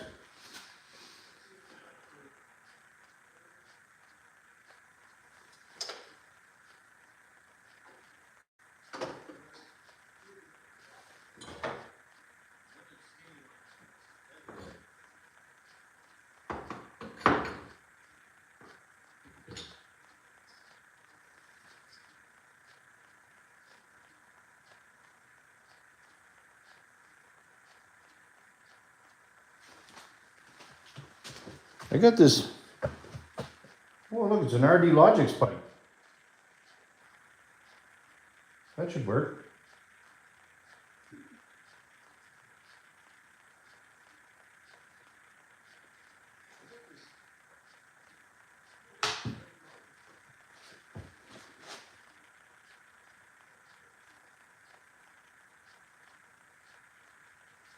I don't like exhaust.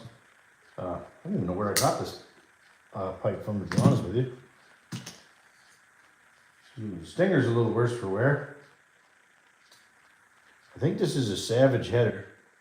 It's a little weird.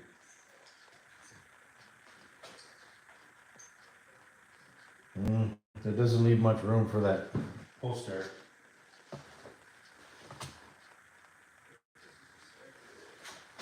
See if I can find another one.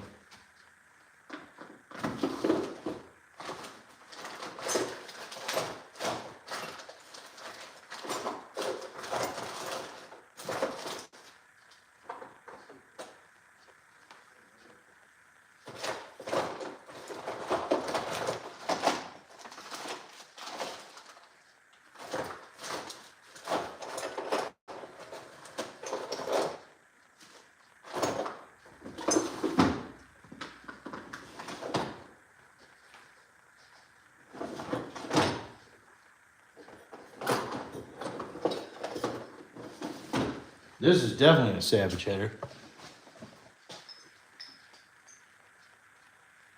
Yeah, and that's lays too hard up against that pull start. I'll burn that off. I kind of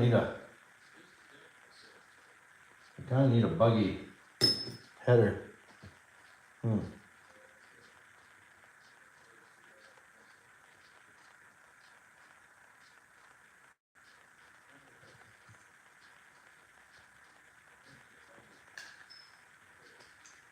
Yeah, that one's about the same.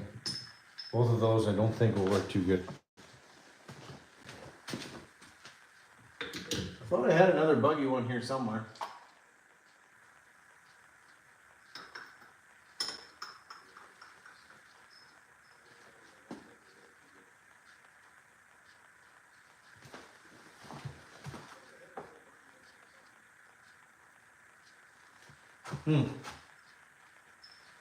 I'm not seeing one anywhere.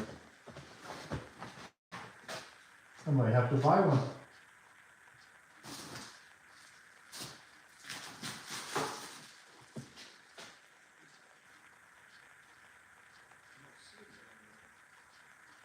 It's okay, I'll use this.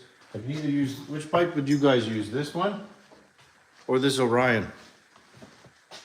Probably Orion, hey? It's a little longer.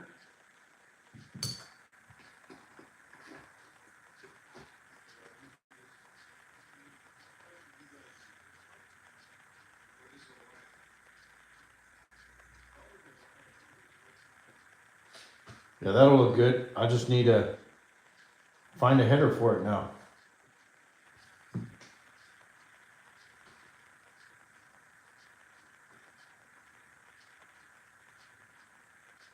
The Orion, yeah, I think so too, John. I think you're right. Joe actually sent me this header. He found it with a deal with somebody before the Canada Post strike happened, and he picked it up for me. See, there's no bloody set screw in that thing.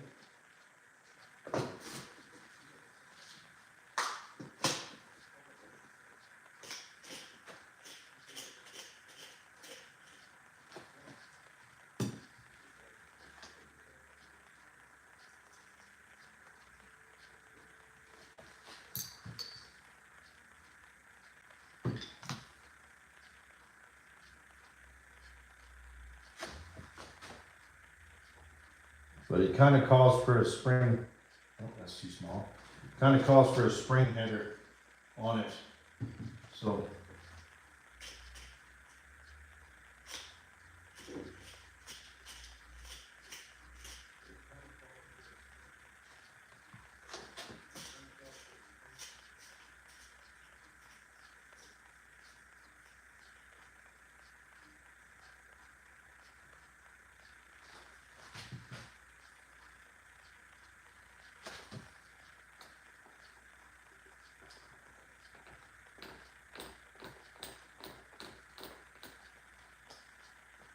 there we go.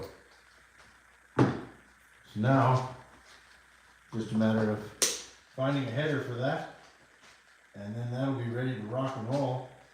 I'll put this cap over here so dirt doesn't go in here, and I'm gonna stick a glow plug in this thing.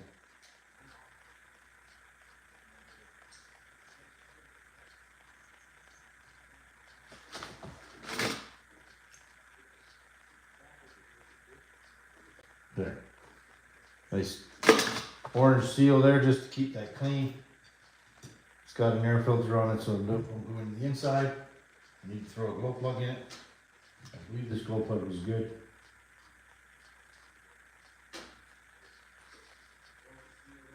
Yep.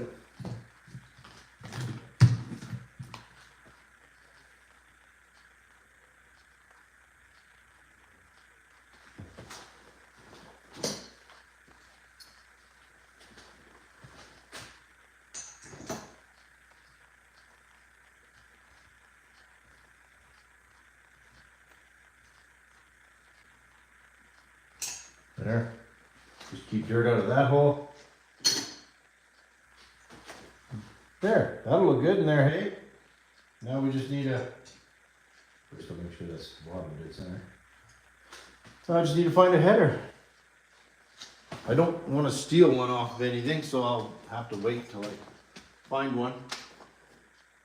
I'll dig through my stuff further, but I seem to have abundance of Savage headers. Not sure why.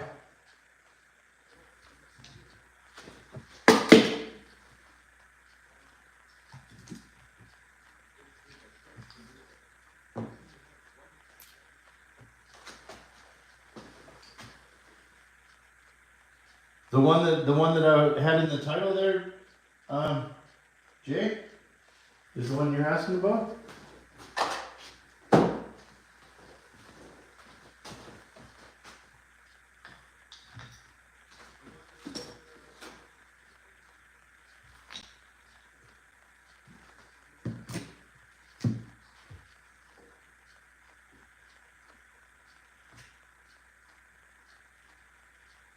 Put this off to the side for now.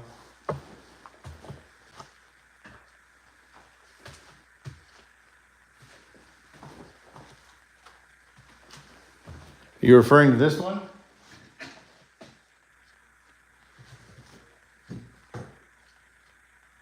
Well, the one on the bench, that's a Jammin Truggy. That's Jammin XRT1, I believe is what the denomination is. And that's yeah, that's a good Truggy. I like those things, but I just stole the engine out of it for this buggy I built. Speaking of which, Jay, have you ever come across that X-ray yet? This? No, this is an O'Donnell's. O'Donnell's Z01B. And I picked it up brand new as a kit.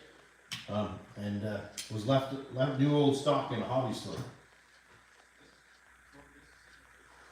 And then the Jammin Truggy is OFNA.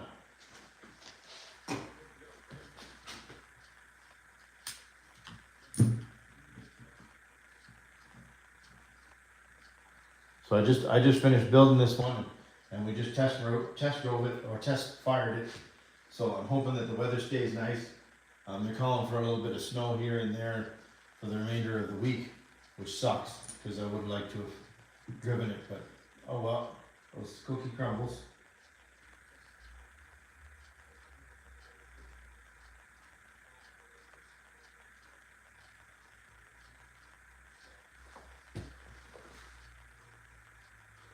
You'll have to send me some pictures of the nitro one, Jay, and then maybe we can talk if you're willing to part with it. I know you said it was coming.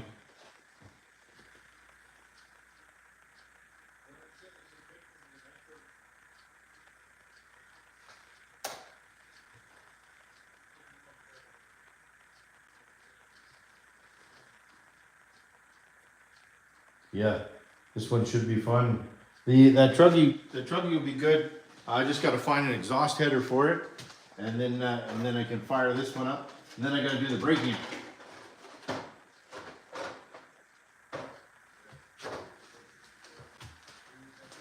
This is the body that's on it.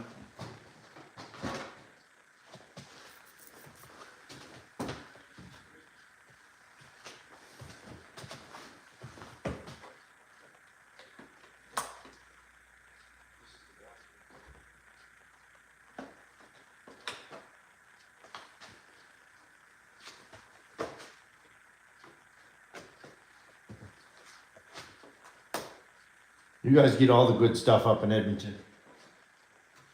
Still lots of nitro stuff kicking around up there. That's why I love to go up there for work.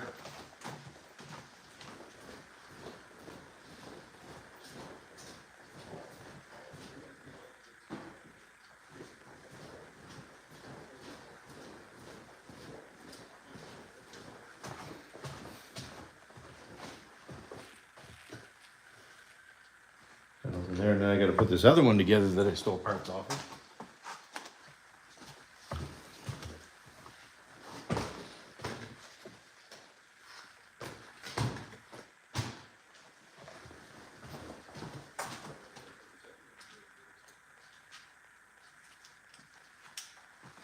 This one's still basically ready to run. I just took the battery out of it.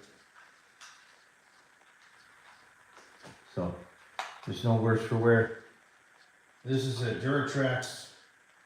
Oh, what the hell was it? Duratrax. Oh my God. Can't remember what it was called. The body's over there.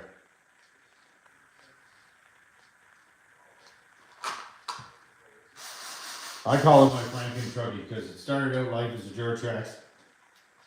Now it's got a whole bunch of Offner parts on it to make it together.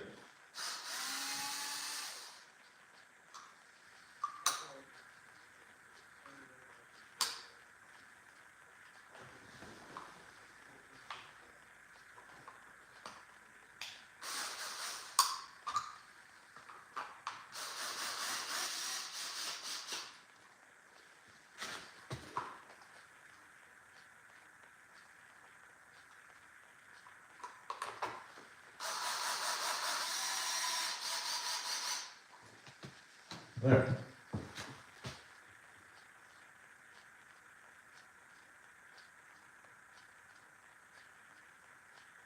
Yeah, it started out as a Duratrax. I'm drawing a blank on the name.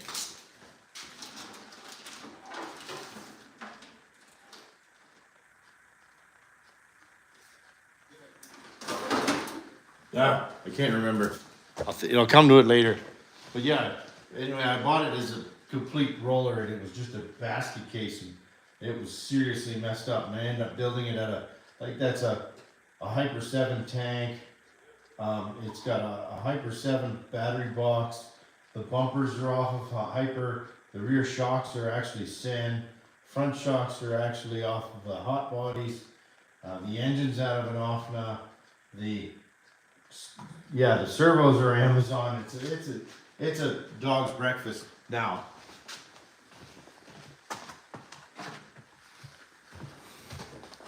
Yeah, that's what it's even listed that way in my radio.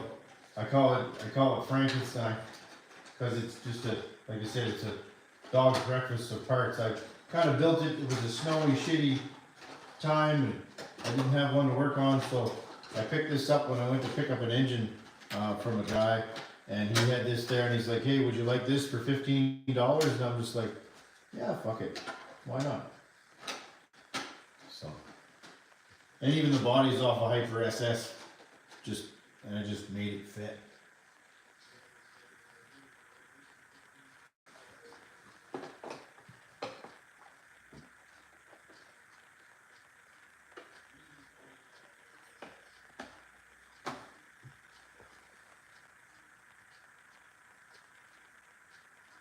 It is kind of that way, Compass. Like I said, I built it just mostly it's mostly built out of spare parts, and it's kind of an oddball deal. But it actually, believe it or not, it runs and drives not too bad. It's a little bit fucking weird, but it runs and drives quite well, and the suspension's not bad. It turns nice, and so for something I built out of bits and pieces, it actually is not too bad.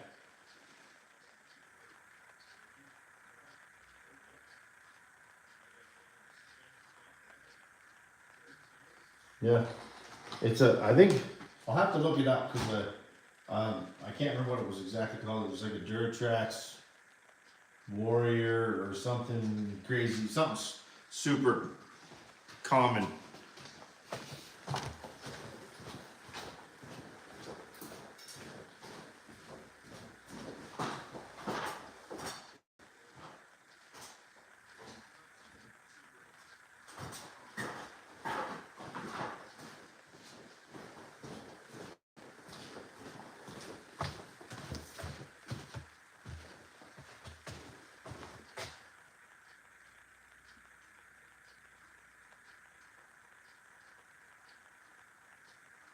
What size piston and sleeve are you looking for, Jay?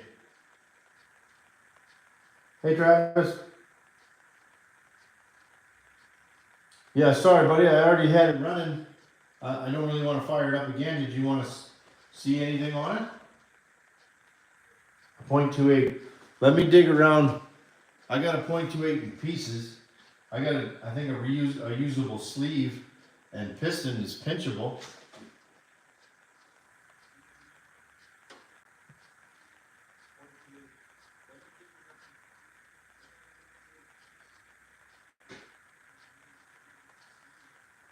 You'll have to watch the rerun there, Travis. It runs super good. I could see all the reviews on it said that the throttle response was very fast, and I could see it because it is very fast. I see it scratched my paint where the high speed needle is, so that should be easy enough to figure out where I got to drill that hole. So that'll be good.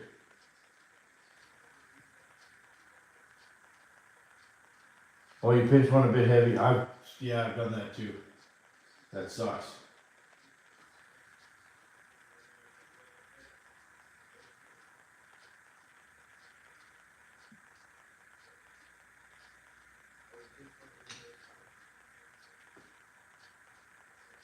But I think before we go, I'll show you guys quickly the T-Max I picked up. I had mentioned it, I think, on Hybrids Live last week. So I'll grab that quickly. Just because I was missing one out of my collection, I picked it up.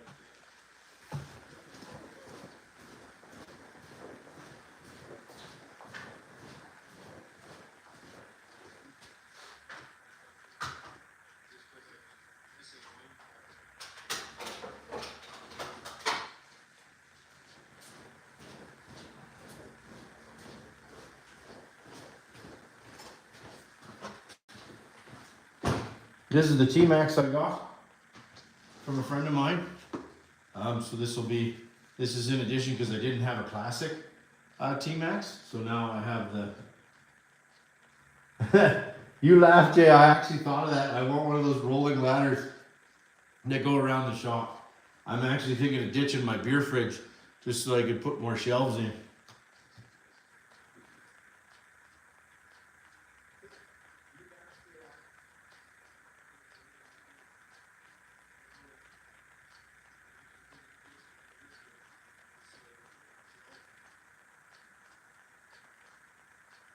I figured that hybrid like this. This is a all original T-Max Classic 2.5. This thing is in amazing condition. Like if you look underneath of it, there's no gravel rash. Look at this thing. It's like brand new. Like there's hardly anything. One little scuff back here, but no marks on the chassis, no gravel rash. The inside of the body is perfect. Yeah, it's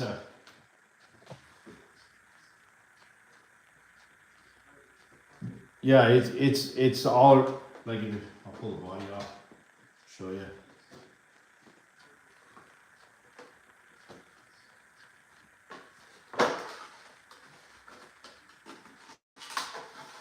See, like even the inside of the body, there's not even any marks. There's no rollover rash on the roof, not even anything on the back end.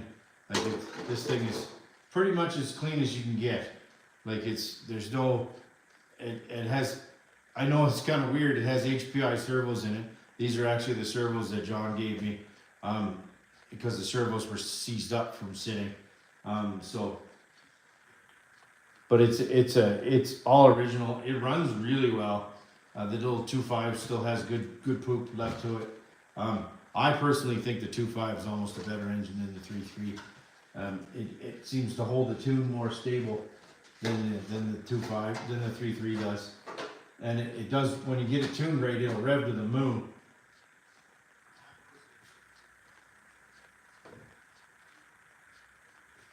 I mean, the 3.3 will outperform it when it's tuned right, but.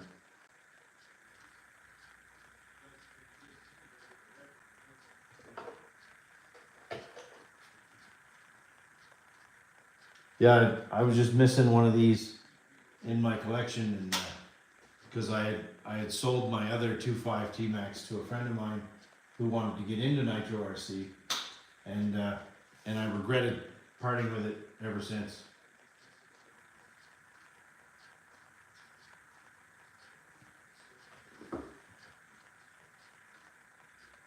I don't know, Hybrid, have you fired up that Pico at all?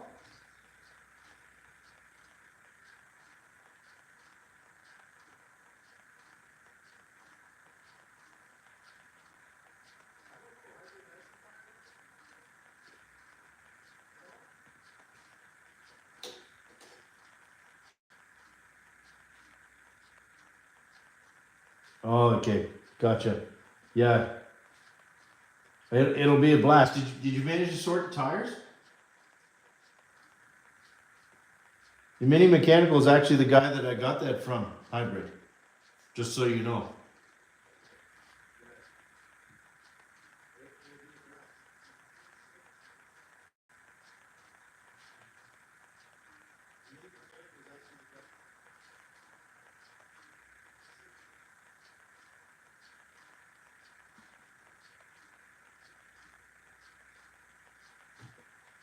Yeah, there's a guy, I talked to a fella, I have a contact, but it's super expensive. I found a set of wheels and tires, new old stock, in Portugal, and it was gonna be, I think it was like 86 euros to get them, and plus freight, and I couldn't cough it up. That's why it turned into a shelf queen.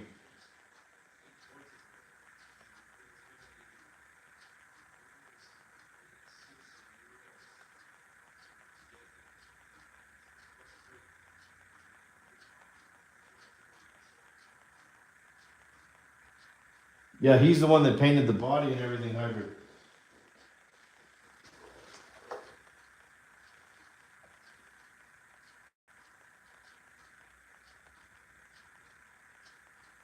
Yeah, can you make them work without the quick disconnect? They do bolt on, but I don't know if that would work or not. I know you had said you figured it out, but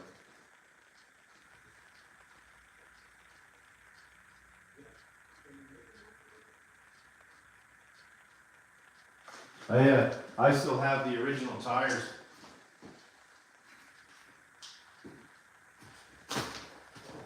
I forgot to send these to you, Hybrid.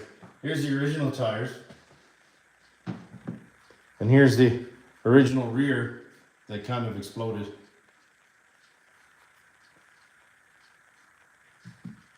If you wanted these, I could send them to you. They'd be light freight.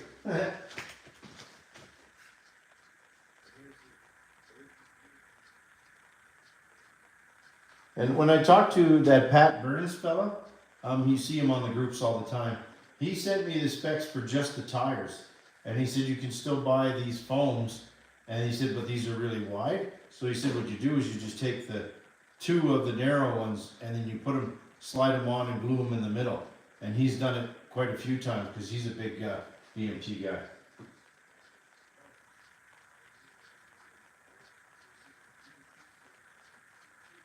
Yeah, if you talk to Pat, he'll tell you all about it. He's actually the guy that put me onto the fella in Portugal, and he told me, he sent me links from just regular hobby stores to buy regular phones, and then he's done it multiple times.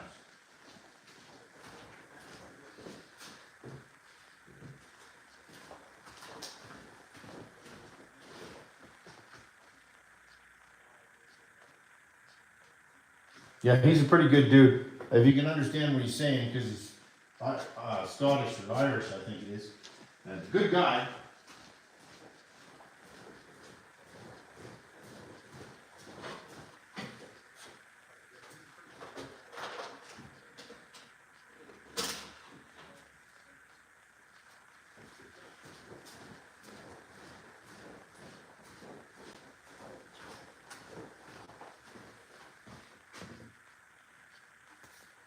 Right on. I have to try and find a space on my shelving now for this new buggy. And then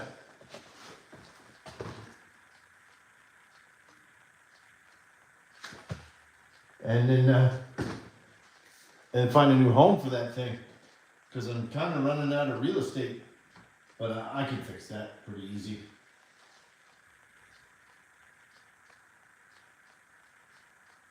He is a nitro wizard when it comes to the European on-road stuff. He's a super good dude that way. That's all he's done for decades. That's his jam.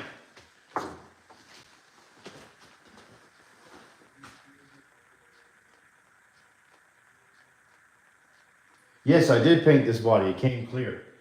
I painted it. It's funny. I painted it green, thinking it was going to be a dark green because it had a blue cover, like a blue film over it. And then when I painted it, I go, oh, that's an okay green. Then I peel the blue film off, and it's this bright color, and I'm like, whoa, that's bright. I actually kind of like it. It's different.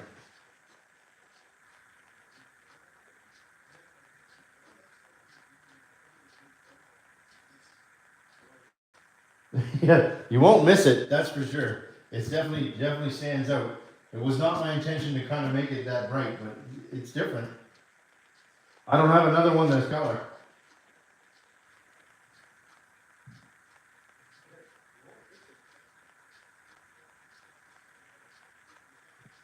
Yes, I think that's the guy I was talking to.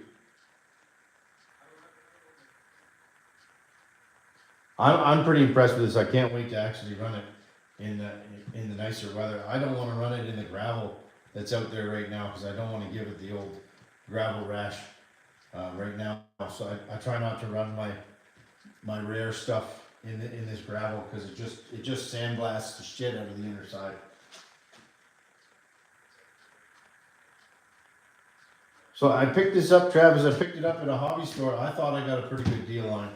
Maybe not a Compass deal, but I got it for $600 plus taxes. New old stock, brand new in the box. I had to build it, obviously, and it's been sitting on a shelf since 2008, and I picked it up, and I think it was a reasonable price. They gave me the buggy and the upgrade kit for the $600, so I couldn't really complain.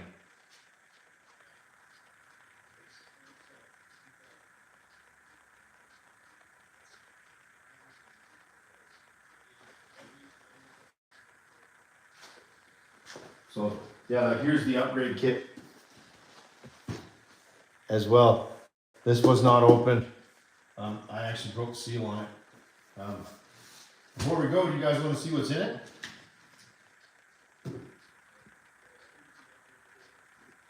I think it was a pretty good deal, Travis. Yeah, it was pretty decent, I thought.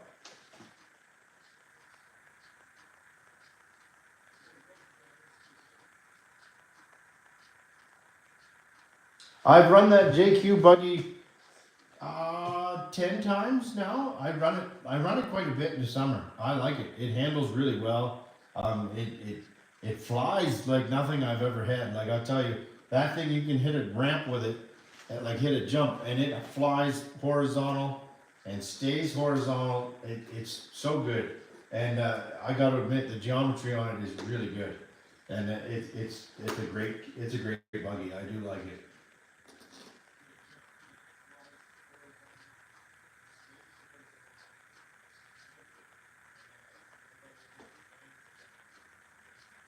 Oh, let's have a boo in here. We're gonna put it all back in the box. We might as well have a look. So it comes with. So here's the upgrade. It shows you. Let's see if I can hold that enough that you guys can see it. That's everything that's in that upgrade kit. So it's like I said, it's like 70% of a buggy. There's some pistons for the shocks. All new shocks, big bore shocks. These are like LST style, like size shocks. They're crazy, the size of them. See, all carbon fiber radio trays, smaller split boxes instead of the one big radio box.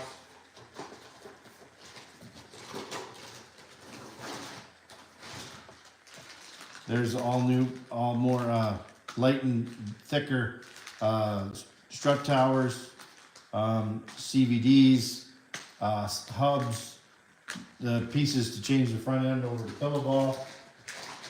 Brand new set of wheels that say O'Donnell's right on them.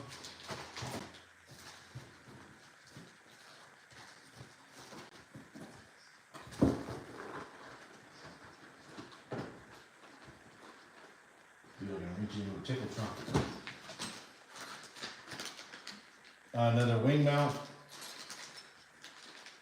rear control arms, bearing, that's cool, bearing spindle, hinge pin holders, so that it changes the rear hinge pins on the inside of the diff end into bearings. That's pretty cool. Oh, steering geometry setup. So that's your bell crank on the top that shovels back and forth. Oh, a new nose piece for the front end. That's kind of weird. And then there's a complete chassis plate here, as well as the instructions.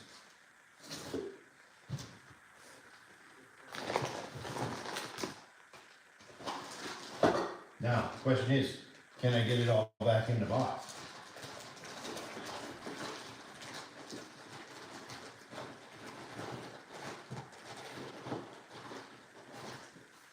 Yeah, I figure this is like I said, it's 90% of another buggy.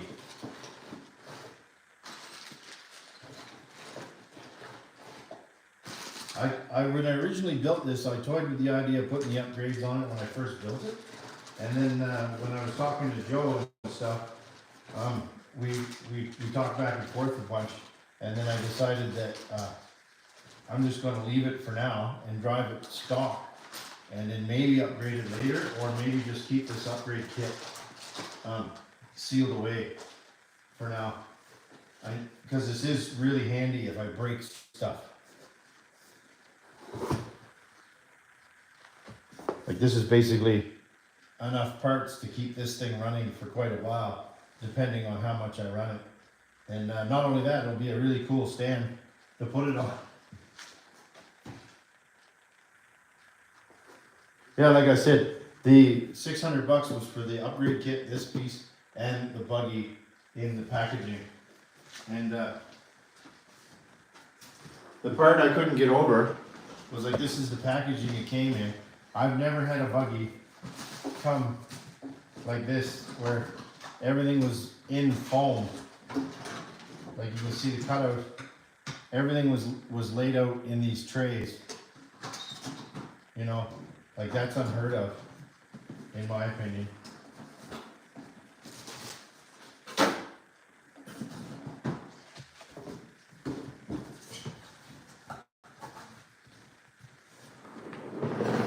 I didn't even see this faint little O'Donnell's written in black in the corner.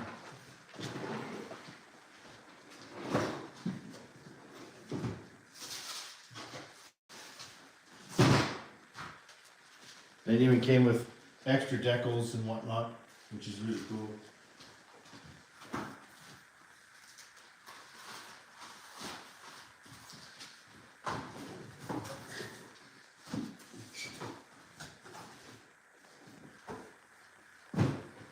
That's one of those scores that you don't get very often. And it was one of those fluky deals where I was looking at other shit, and then I had seen it up there years ago and forgot about it. And then I saw it there, and I said, "Hey, is that still that Z01?" And they're like, "Yeah." And I said, "What do you want for it now?" Because before they wanted a lot of money for it, and then they reduced the price way down.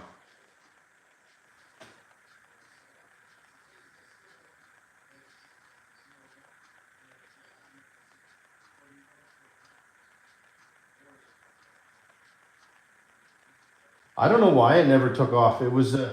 It's a really well built kit. I personally have a feeling O'Donnell's kicked it out just to say that they could make one. Just like, you know, like certain manufacturers for vehicles kick stuff out just to say that they could make one. And then they never kept going with it. They just diversified back to the fuel. But it's like I said, it's a really well built kit. Anybody that gets a chance to grab one, I know that there's a few kicking around on eBay and whatnot, and it's a super fun kit to build. Like I just built that B4 not that long ago, and this was a much nicer kit to build. I will say that.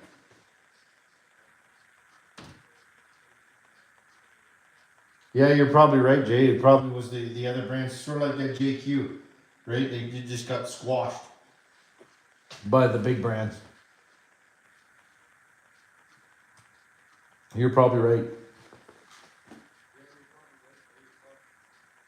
Yeah, the store says their inventory shows that there's 2 of these in that store. And I told them if they find the other one to let me know. I'll buy the other one too. Not that I wanna buy it, because I don't have the cash for it right now, but I'll find the cash. Just because it'd be too big of a sin to let it go back into a dark abyss or get surplus or some kid buy it and beat the fucking shit out of it. It'd just be sad.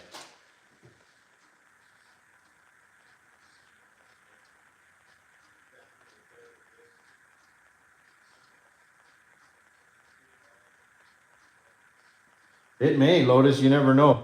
Because that's the sad thing, that hobby store is actually for sale.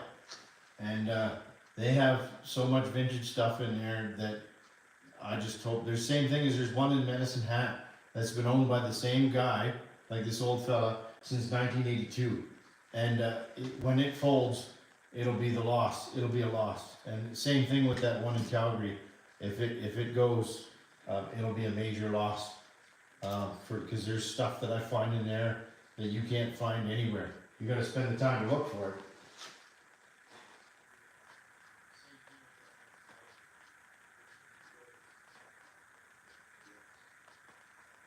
Yeah, I know, Minnie. I should totally, like, one of these days, Charlene's gonna kill me. But I'm not as worried about that as I used to be.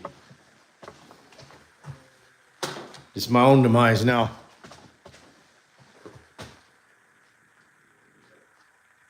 Yeah, Mayako is weird. I see it comes up and down. Like it'll be super popular for a little while, and then you don't hear about it for a while, and then I would have thought X-Ray would have gone the same way too, but it's still hanging on.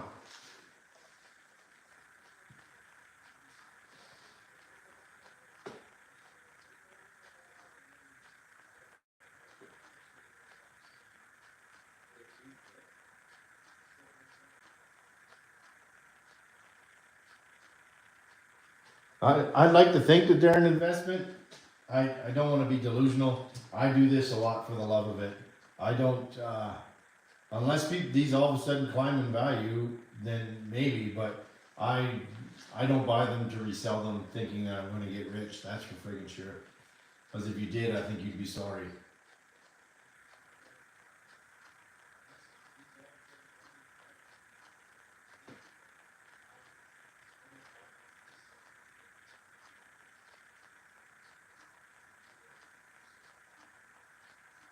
Yeah, it's one of those deals where you do it for the love of it. I don't think you do it for investments. Unless all of a sudden, like, I do notice a growing interest in the nitro stuff, which I'm really stoked about. You know, like, there's a lot more people that are interested in the nitro stuff growing, and I like to think it's some of our communities that are sparking people to be interested in it, which is fantastic. But I will say say the same thing to everybody else. We can buy all the used stuff in the world, but if we don't support the new market, there won't be any new market to make fuel.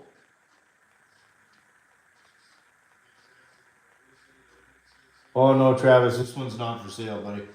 This one is a big NFS. Generally, the only thing I've ever sold in the last while is I think John got my Sen, and I sold a T-Max to a friend of mine, and I gave away that HSP because it was a guy that was just starting out, and it was a piece of shit. And what else? That's it. I don't generally like to give stuff away, to sell stuff.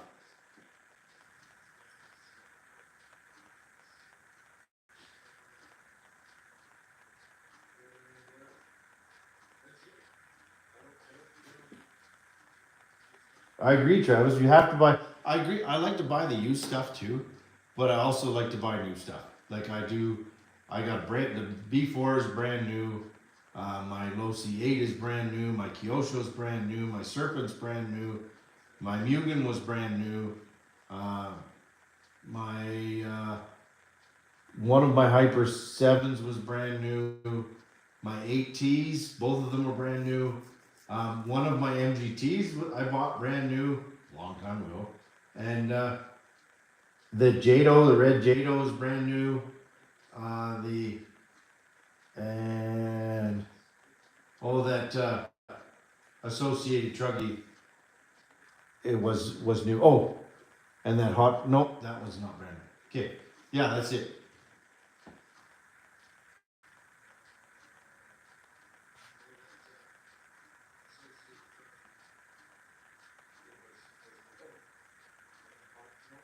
Yeah, in Canadian anyway, you know, you can be like in Canadian, I'm usually about $600-700 to buy it, and then it depends on the grade of the servos you buy.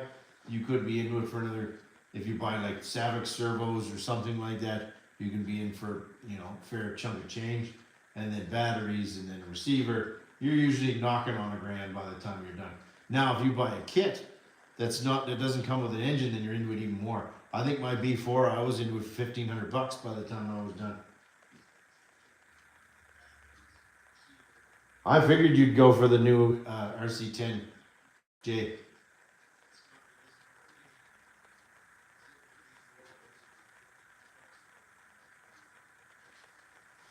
I don't know if you want to call it a money pit. You know, you could spend your money on a lot worse shit. You could go out and get shit faced for a weekend and probably blow $1,000 pretty easy as well.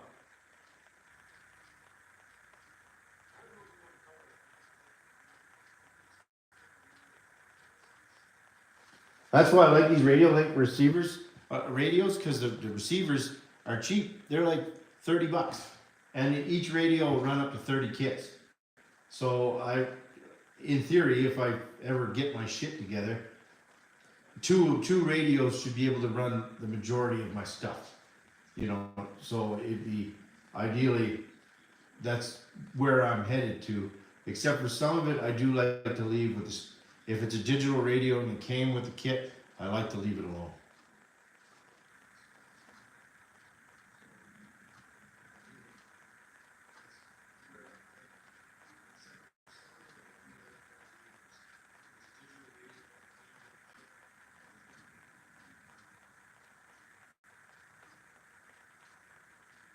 I mean, I will say, I used to be into full-size vehicles. This shit's a lot cheaper than full-size vehicles. Like, when you're looking at $1,500 for a set of tires, you know, or more, or like some of my trucks were, you know, $3,000 for a set of tires, right? Yeah, I don't see a lot of good reviews on that new Jado.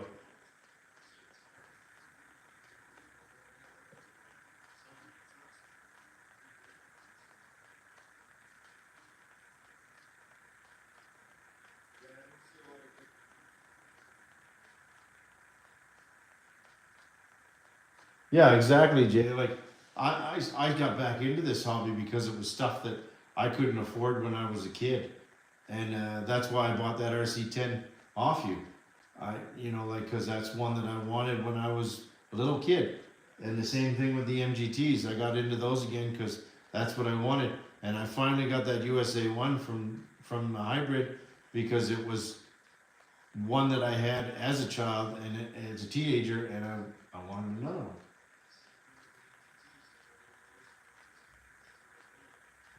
Yeah, no, the DeLorean's a piece of shit. I don't think that anything's gonna make that good.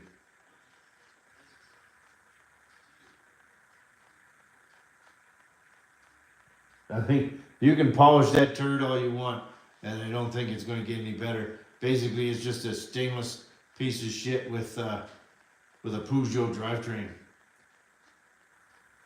I actually had one. I wish I still had it just because they're worth a fortune, and the one I had was just nothing but a pain in the ass.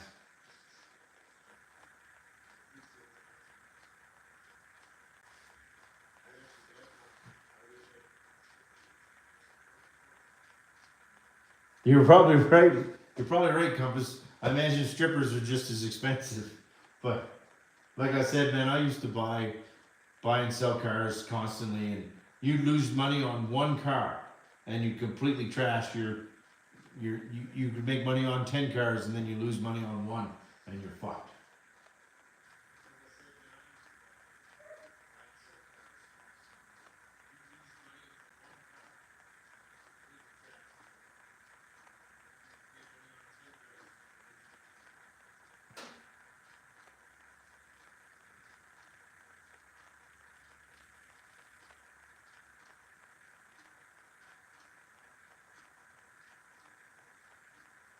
Yeah, like to buy a buggy or something like that and then leave it new in the box. That it I can't do that. Like I know there was guys on the forums and stuff that were like, leave it new in the box, and I can't. It just doesn't deserve that.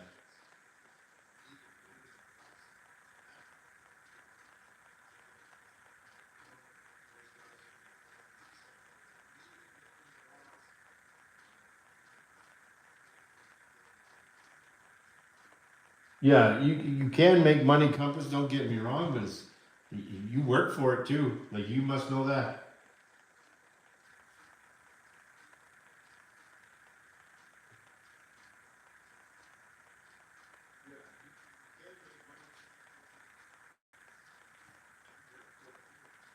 Yeah, that's if you buy decent vehicles and sell them, but then your initial cost is way higher, like your initial purchase price. I used to try and stay with the cheaper vehicles and then some exotic stuff here and there, but it was easier to turn it over. Everybody can afford a 5,000 and under car because they can throw it on their credit card if shit happens. So, but I don't like doing that anymore. I agree all aspects. I don't have any shelf queens. I don't anymore anyway, because the only shelf queen I had, hybrid gut, and that was the BMT, the Pico.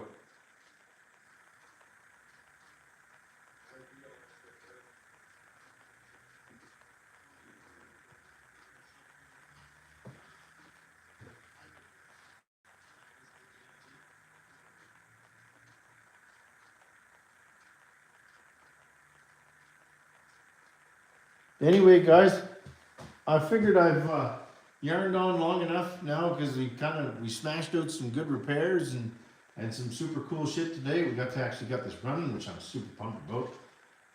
The and then we got the engine in that truggy. I just got to figure out a header for it. If I have to, I'll order a whole new exhaust, another one of these off of Amazon. They're a good price. I think I got it for like $70. So if I have to, I will buy a new one for that one. But if not, I will find another one at. I probably have one in a fucking box somewhere. And then Jay, if you get that X-ray done, give me a shout, buddy. But other than that, thank you everybody. It was a great chat this evening. It was a great live, in my opinion.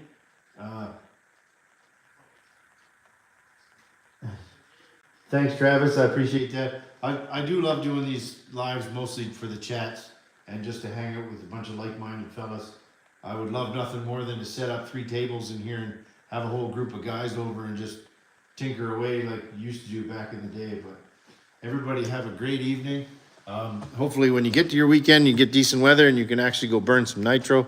Other than that, have a great night, everybody. Thanks for coming. I do appreciate you guys.